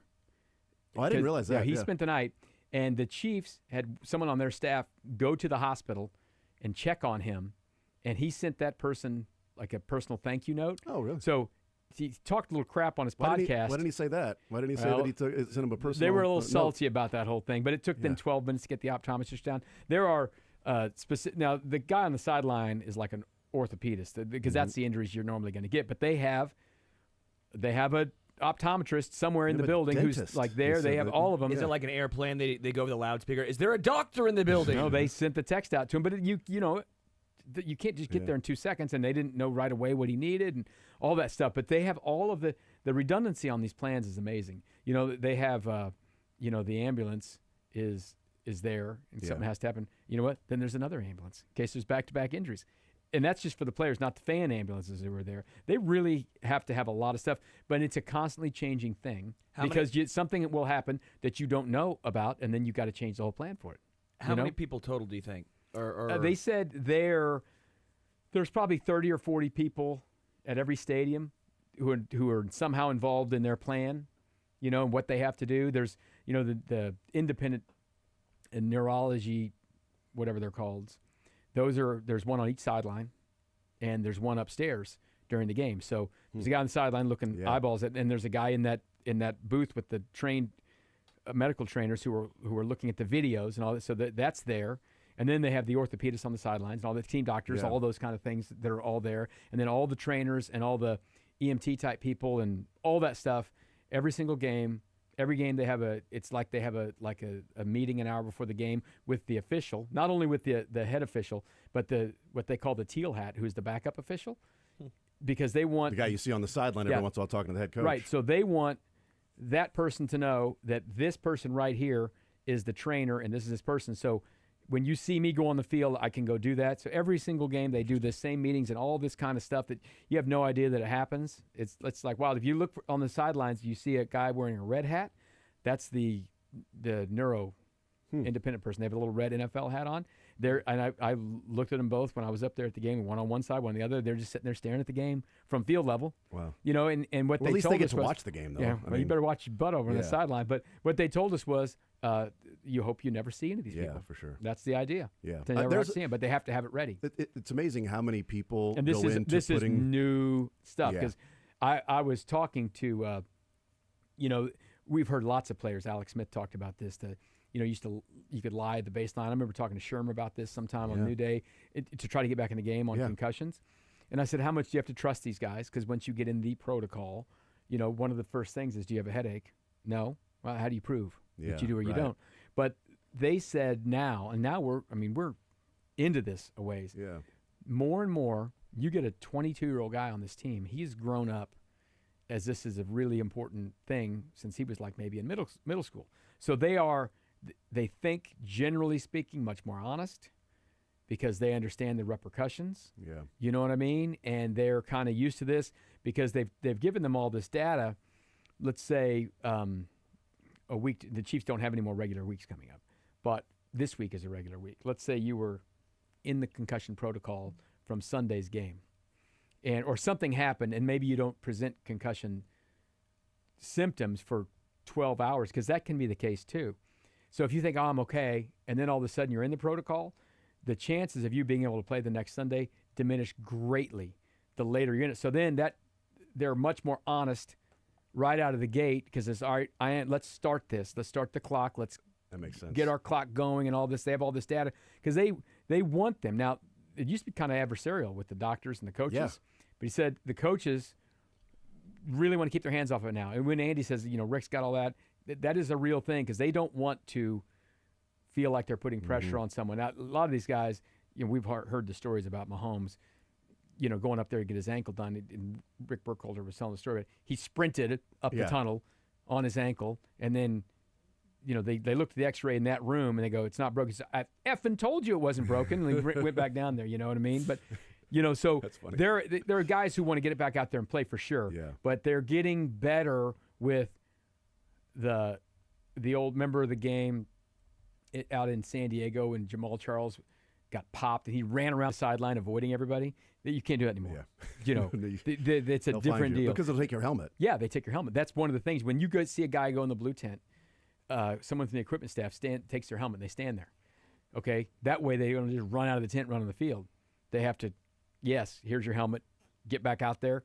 You know what I mean? Yeah. So they've got some things in place. That's not to say it's perfect. And I know that a lot of people think that, it's a barbaric game and all that kind of stuff. But there will be naysayers who say, well, you're only doing this to cover your ass. Whatever. However you're doing it, if you're doing it because you think it's the best thing to do for the players, or you're doing it to cover your own ass, either way. I don't think the doctors that are there feel like they're only doing it to cover their ass. No, they think the league has I know, that's what I'm saying. So place. even if the league is doing it to cover their ass, the doctors were in place for DeMar Hamlin. So and one of the things that they talked about, right, and it's like, well, that guy's only doing the charity so that people can see.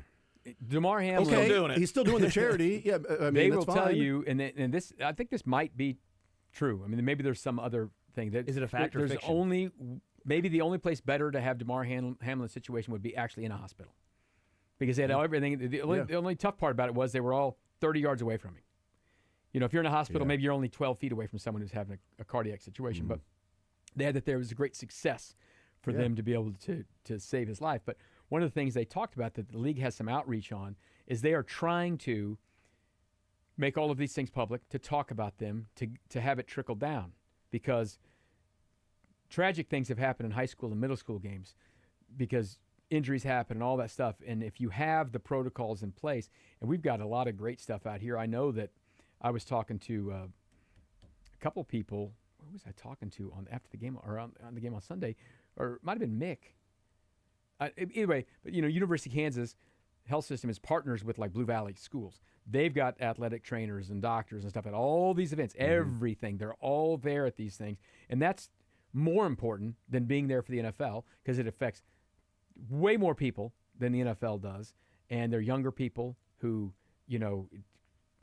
everything's tragic. What if you're going to get hurt or whatever? But they would love to see more and more colleges, and colleges are getting better at it for sure, but down to the high school level, to make sure that there are protocols in place for whatever it is, whether it's concussions, cardiac, spinal, compound fractures. These things all happen in all these games. And if you've got a plan in place, that time saves everything on it. It was a super interesting tour. I saw that he was there, and I thought that was interesting of him being sort of in the building. And the hearing Kyle Van Noy, it was very easy to then look at the Players Association report and the grading of all of that from the survey to the players, and see the training staff and all of that, and go, well, of course, you got Kyle Van Noy saying these things, and that's why they got an F, on that, because they're not, they don't have the things in place, which obviously they do have the things in place. And that survey thing is not game day as much as it is like during the week. Yes, for sure. But it was easy to connect the dots by a lot of people by hearing Kyle Van Noy say that. And then again, like I said, Kyle Van Noy, was like, oh wow, someone came over here and hung out with me for hours because the team had to leave. You know what I mean? Yeah. So, it's just, and that's sometimes things just get said somewhere, it gets blown up into a deal. Where were you sitting? I know where you were sitting. You're in the press box, but my vantage point watching it on TV as he kicked it was, I think this is going to be missed, and if he makes it, it's going to sneak inside the left upright, and we're going to go. I should do better when I watch the field goals. What was your vantage? We're at about the 35, 40-yard line on the it'd be the negative side from where they were, and I watched the game through binoculars to snap, and a lot of the play, and I was like, so I watched the snap through binoculars, make sure it didn't get blocked. And then I looked up, and I should just look at the scoreboard, because the scoreboard has the behind the goalpost TV picture is what they have.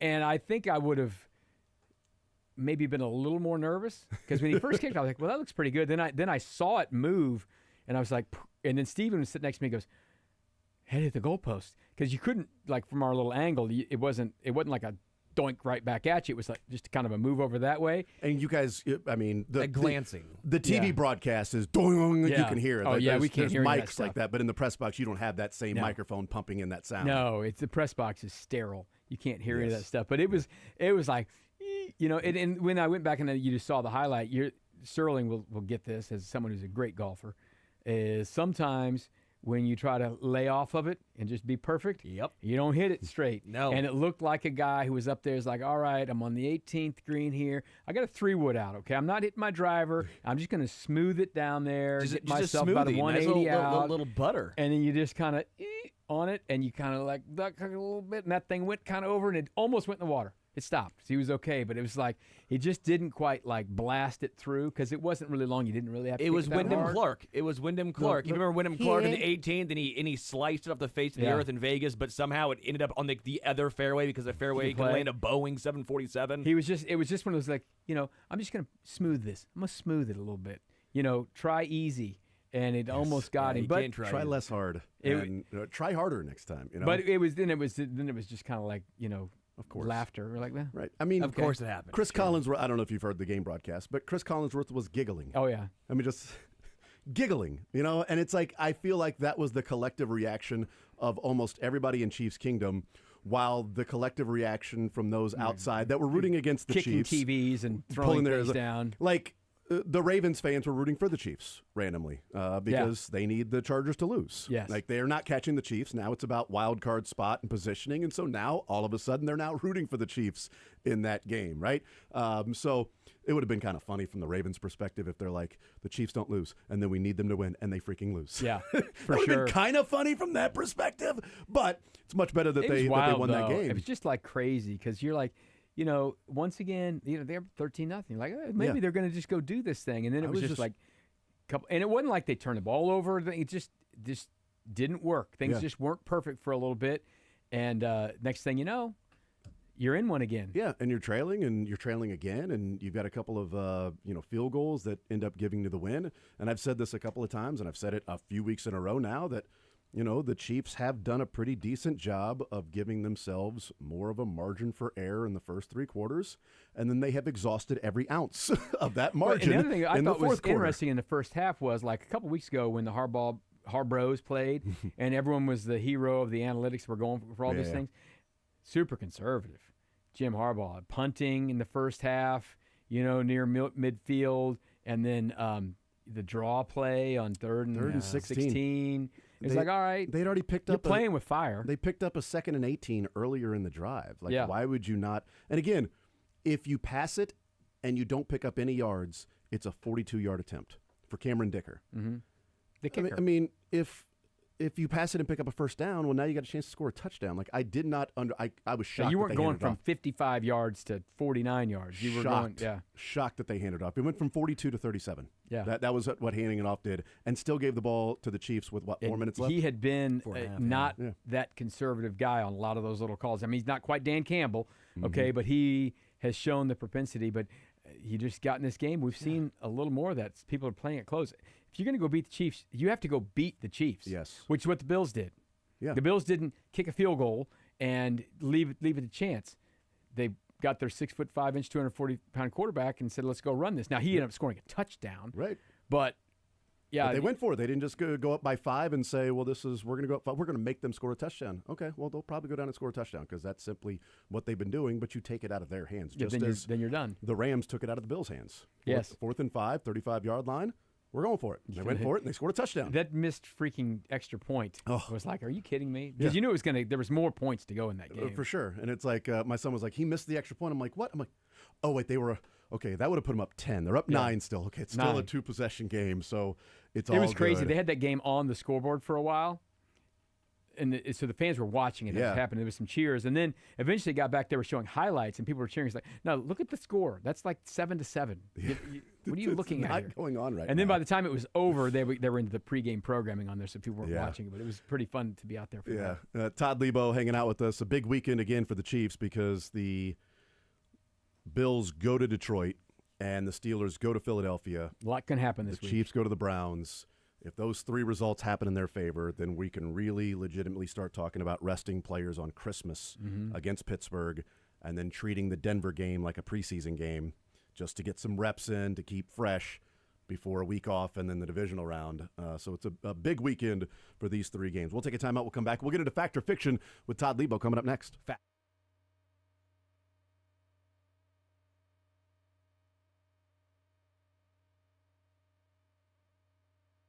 You know, those heavy winds coming through a couple of weeks ago, and look, it doesn't have to be a crazy storm. The winds can certainly do a lot of damage to roofs as well and pyramid roofs.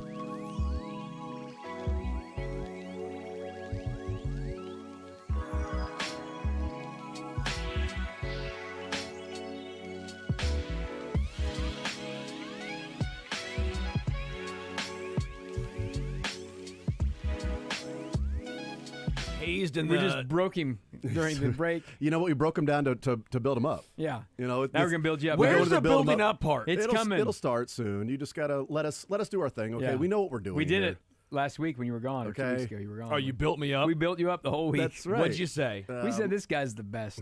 He's a good boy. A really good boy. Oh, thank you. Yeah. Really good boy. You guys now, are sweet. When I'm he's gonna here, eat all these no-name cakes now. You just finished that one off. yes. Good job, Mod buddy. pizza. It was delicious, by the way. That peppermint bad boy. That's Did you taste it? Did you actually taste it, or Yes. did you just inhale it? Did you snort it? He gave Like, me a I don't little know if piece there of was it. a. No, he savored it. Sort of. Yeah, what like What's savory? eating fast with large bites, I And sweet. savor more because I get more flavor per capita. There you go. Per Big Flavor bites. per bud, per taste bud. each bud gets a big flavor enhancement. Oh, big bite. Let's go. We're Fact running or late. fiction, Or Lebo? fiction. Let's Well, start it's with not my Todd. fault. Let's start with Todd. I don't keep Nobody track said of it was your fault. time. Let's go. Fact or fiction? Uh-huh. Mizzou KU should play every year in every sport. Fact.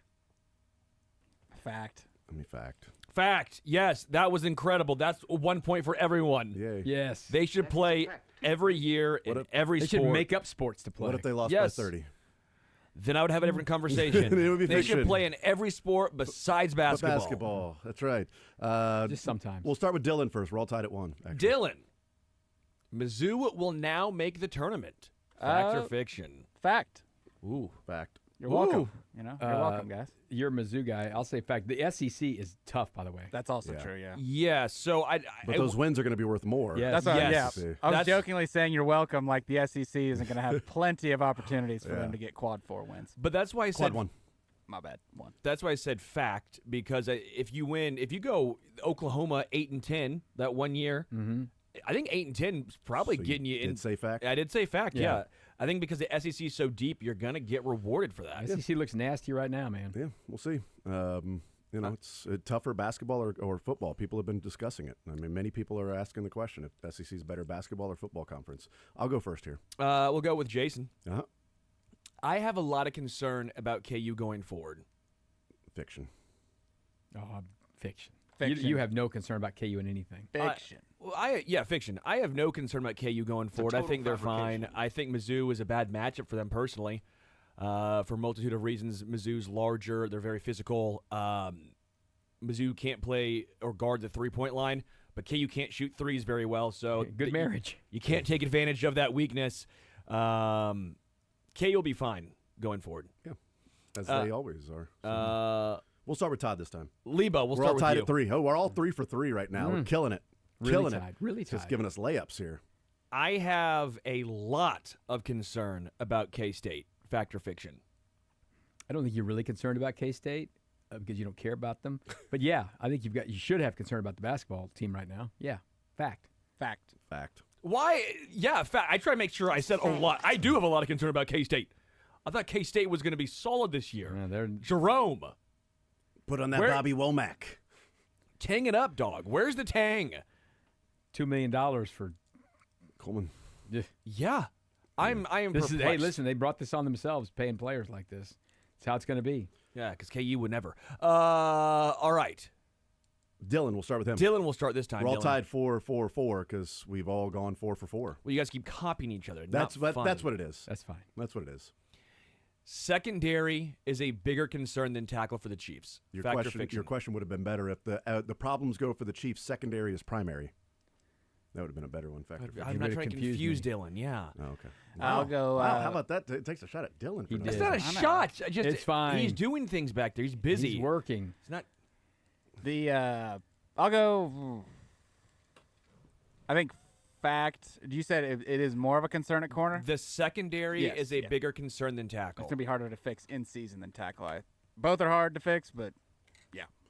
I am going to say fiction. I think secondary is secondary to protection being primary. Fiction. Patrick Mahomes is in danger with the tackle. Yeah, it's fiction, but it's close. You had a good call, Dylan, as far as in-season adjustments. I'm with you there. I guess I trust Spags and Dave Merritt more. I think there's more pieces they can try.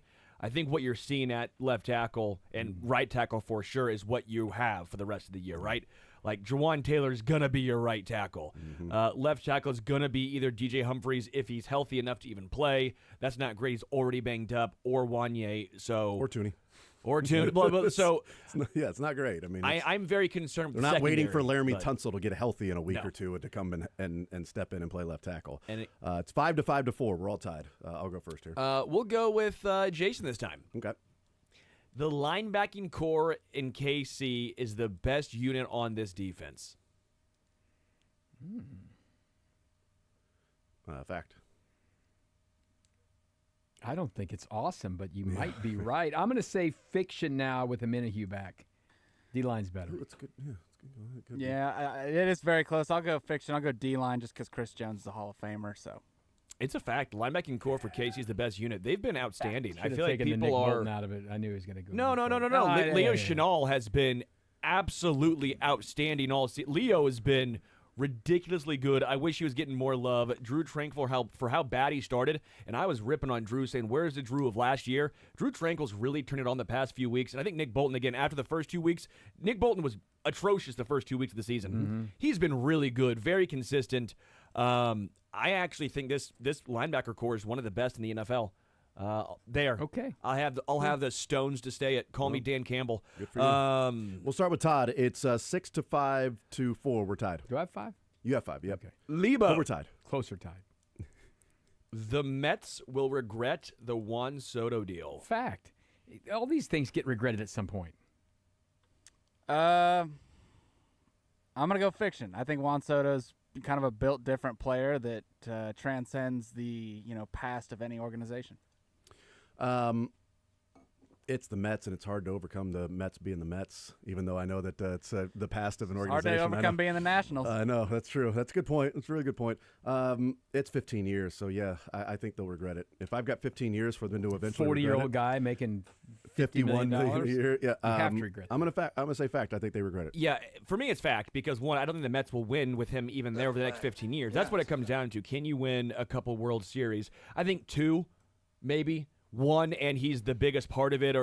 I think for 15 years, you almost need to win 2 if you're paying him that amount of money. And you look at that roster right now, you have Francisco Lindor, Juan Soto, then look at 3 through 9.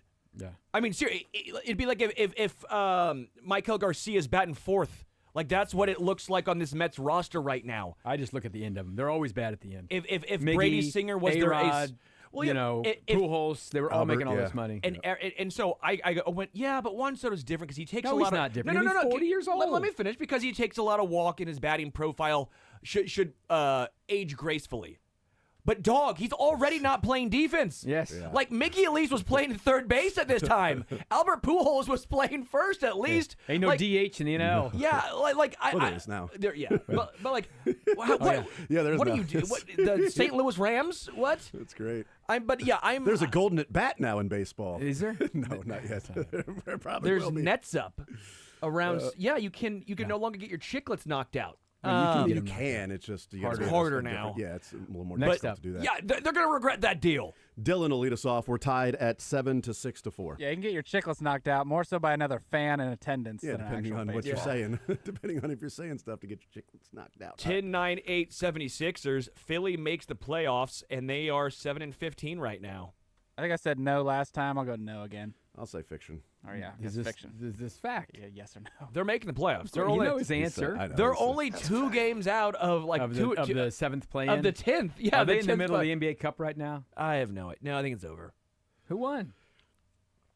Who cares? It was the dumbest thing Adam Silver ever did. That's what I was going to say. I like the NBA, and I'm like, this is dumb. Stop trying to be soccer. No one's like, you know what? I love a lot of rules about soccer. Let's put that in other sports. No one has ever said that. Everyone says soccer. Take the rules of other sports. I think they should play an in-season football tournament in the NFL. I think that'd be great. The best soccer rule is relegation. So therefore, the Bills or Knock you out of Bengals the might league. be able to win something. That's the best soccer rule. That is actually the only soccer rule. Relegation's pretty legit, yeah. But maybe if the Bills or Bengals win one of those, they'll get to hang a banner. Yeah, you know what I mean? have a trophy. I'm just thinking of Sixers will make the playoffs. I'm just thinking of all organizations here. We've got this. Mike's got it. Before last night's game, Embiid, Maxey, and Paul George had played 6 minutes on the floor together. That's not going to be much more all year, but so cool. Still got this. I'll go first here. It's tied 7-4. The College Football Playoff Committee got the 12 teams right. I mean, with the way their rules were structured, yes. I'll say fact. I think yes, but I'm not saying rankings, so I'm not saying like Arizona State had to be 4. Okay, just the 12 teams. Just did they get the 12 teams right? I'll say fact. Yeah, me too. Fact. Fact. They got the 12 teams It's right. on PBS. Alabama, don't lose to Oklahoma by 3 touchdowns. Go win. Don't lose to Vanderbilt. I Win don't your games. Yeah, losing to Oklahoma is a fireable offense. And you are My out here bad. saying we got to switch our non-con. You didn't lose any non-con games, you Old man Nick.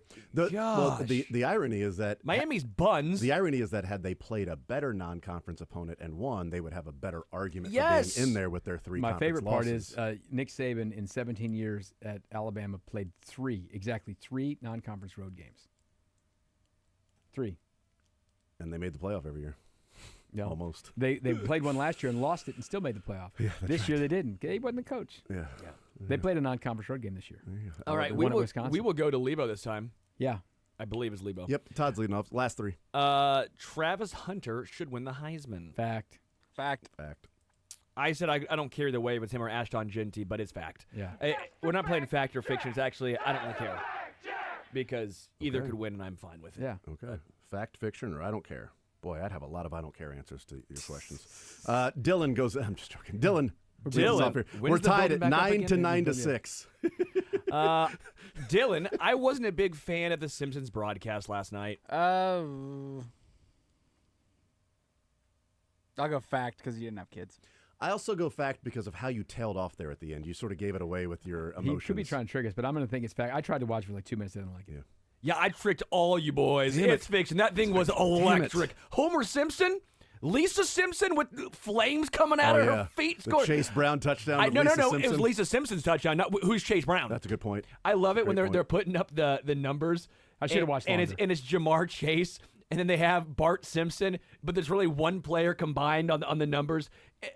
It was hilarious. It was very like 2 funny. minutes behind regular TV for me. I didn't like that. It was. I need to be on. I had the game on one of the side It's TVs. the Cowboys Bengals. It doesn't matter either way. The main TV was The Simpsons for the kids. I also thought it was interesting how the ball was snapped back straight to the kicker. Yeah, it was great. So when the kicker kicked it never got near the holder. The ball just went straight back and then kicked straight dude, up. I liked it that. was great. And the fact that the announcers kept a straight face doing it the entire time, like Orlovsky and Mina Kimes. Yeah, dude, wow, can't believe Lisa Simpson turned on the burners right there, scoring a touchdown. You got to love that for Lisa. Like, just doing it with a straight face was chef's Should have kiss. watched more of it. I think Mina Kimes said that Springfield is the armpit of the butt crack, which is where they were. Yes. The Springfield Did city. you hear Jason's comeback on the Dallas? follow-up? That Dallas was that? I came into that conversation halfway through to what Swagoo was saying, to what he said, and I was like, oh no. I thought he said something really bad. I love that. Yeah, well, when they built this stadium, they made sure that the sun wouldn't get in your eyes. And I'm like, this is awesome. Yeah, taking shots at Jera. There we go. It was great. I'll go first here. Last one, 9 to 9 to 6. We're all tied. I tricked you guys. Steven Nelson will make a sizable impact the rest of the year. I got to go fiction. I mean, I can't say sizable impact for a guy that's been sitting around all year. I'll go fiction. Well, we're already tied, so I'll say fact. Ooh. Yeah, I got to do that as well. Fact. It is a fact. Yeah! stop. I'm better tied Stop than you. it. What's the Stop question? it. What's the tiebreaker? He will because, I mean, it can't be worse. And let's be real, he was good last year. 10 to 9 to 7. We're all tied. Bonus. What are their top 5 ingredients for a burger? Top 5 ingredients for In the a burger, or the bun doesn't count? Not counting meat, buns, or cheese. Okay. Top 5 ingredients for a burger, not counting meat, Okay. buns, or cheese. All right. All right. Great. Next.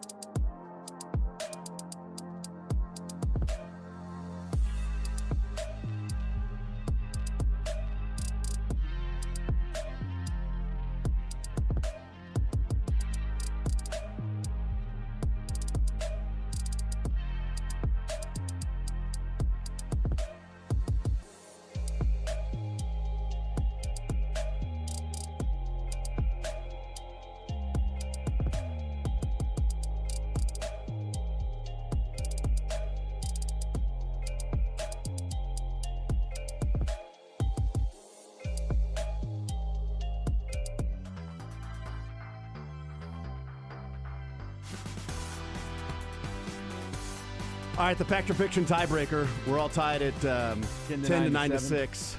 So it's a huge, That's awful, Dylan. huge tiebreaker coming up here. All right, so the tiebreaker again, Sterling. What was the question?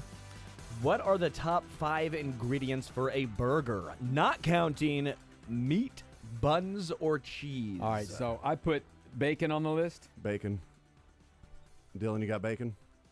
Bacon. Yeah, you can't nod, Dylan. It's racist. Sorry. You're wrong. It's fiction. Bacon. You don't have bacon in your top 5 at No, all? I like bacon by itself. Make my Wow. bacon bacon. Just give me You bacon. put I an don't egg want it on on the it. burger. You think an egg's good on a burger? I think it's too messy. I don't have an egg. No egg? I don't have an egg too there. messy. All right, so at least I got one up on- Pickles? Pickles are on there, yeah. Disgusting. Yeah, it's Uh, ridiculous, man. I know you hate either ketchup or mustard, so I didn't. I got mayonnaise. Mayo's number 5, yeah. But Ooh, there's good for you. Buffalo sauce? no. All right, I failed. I've got so I had bacon number 1. Okay. I have tomatoes. No tomatoes. You're dumb. You like I love tomatoes, by the way, but it's not the top you 5. like caramelized onions? Or Yes. onions in general. Yes, onions preferably grilled. So yes, Grilled? Okay. yes. This So is yeah. a disgusting burger. I went with for an ingredient though. Like I went with a little garlic thrown in there. That's probably not in your top 5, but just No, to I put it add in a the meat spice. though. I put You it in the meat, but okay. it's not on here. But Okay. yeah, it's Mayonnaise. This is more have- mayonnaise condiments as the than condiment. ingredients. I Yeah. put mayonnaise as the condiment. Yeah. And then I had pickles. Yeah, pickles and mayo. Mayo 5, pickles I had 3, onions 2. So I had 3 of them. So what's number Dylan? 1?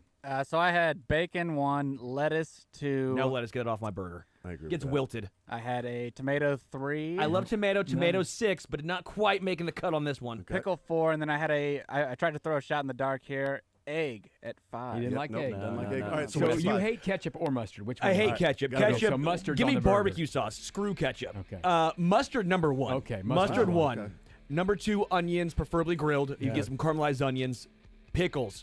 That's all you need on a burger is cheese, mustard, onions, pickles. That's really all you need. I pass the pickles. But what you do is you get the jalapenos for a nice kick. You got jalapenos there too? That's number 4, fresh jalapenos, really good. And then the mayo is a little splash of mayo to mix with Cool the it all mustard. up, yeah. It gets it nice. That's a good burger right there. It's a good burger. I wouldn't eat that burger. I just need I don't like pickles. I just need burger, cheese, ketchup, and mayonnaise, and I'm good. That's all I need. I Get don't need ketchup everything. all the way away. Well, it's mainly mayonnaise and then a little ketchup. Spicy mixed in cheese. there, Yeah. Be some buffalo sauce. Yeah, spicy cheese for sure. I'll take jalapenos for dang sure. Jalapenos. Yeah. Oh, I'll take those on there. Yeah, for sure. I'll take a burger almost any way except for onions. You know, and I don't want the lettuce on there either because it gets gets wilted. I don't like it. Yeah. You just eat lettuce on your own. Don't wilt my lettuce. That's exactly right. We'll be at ADA tomorrow. Come out and say hi and get your stuff.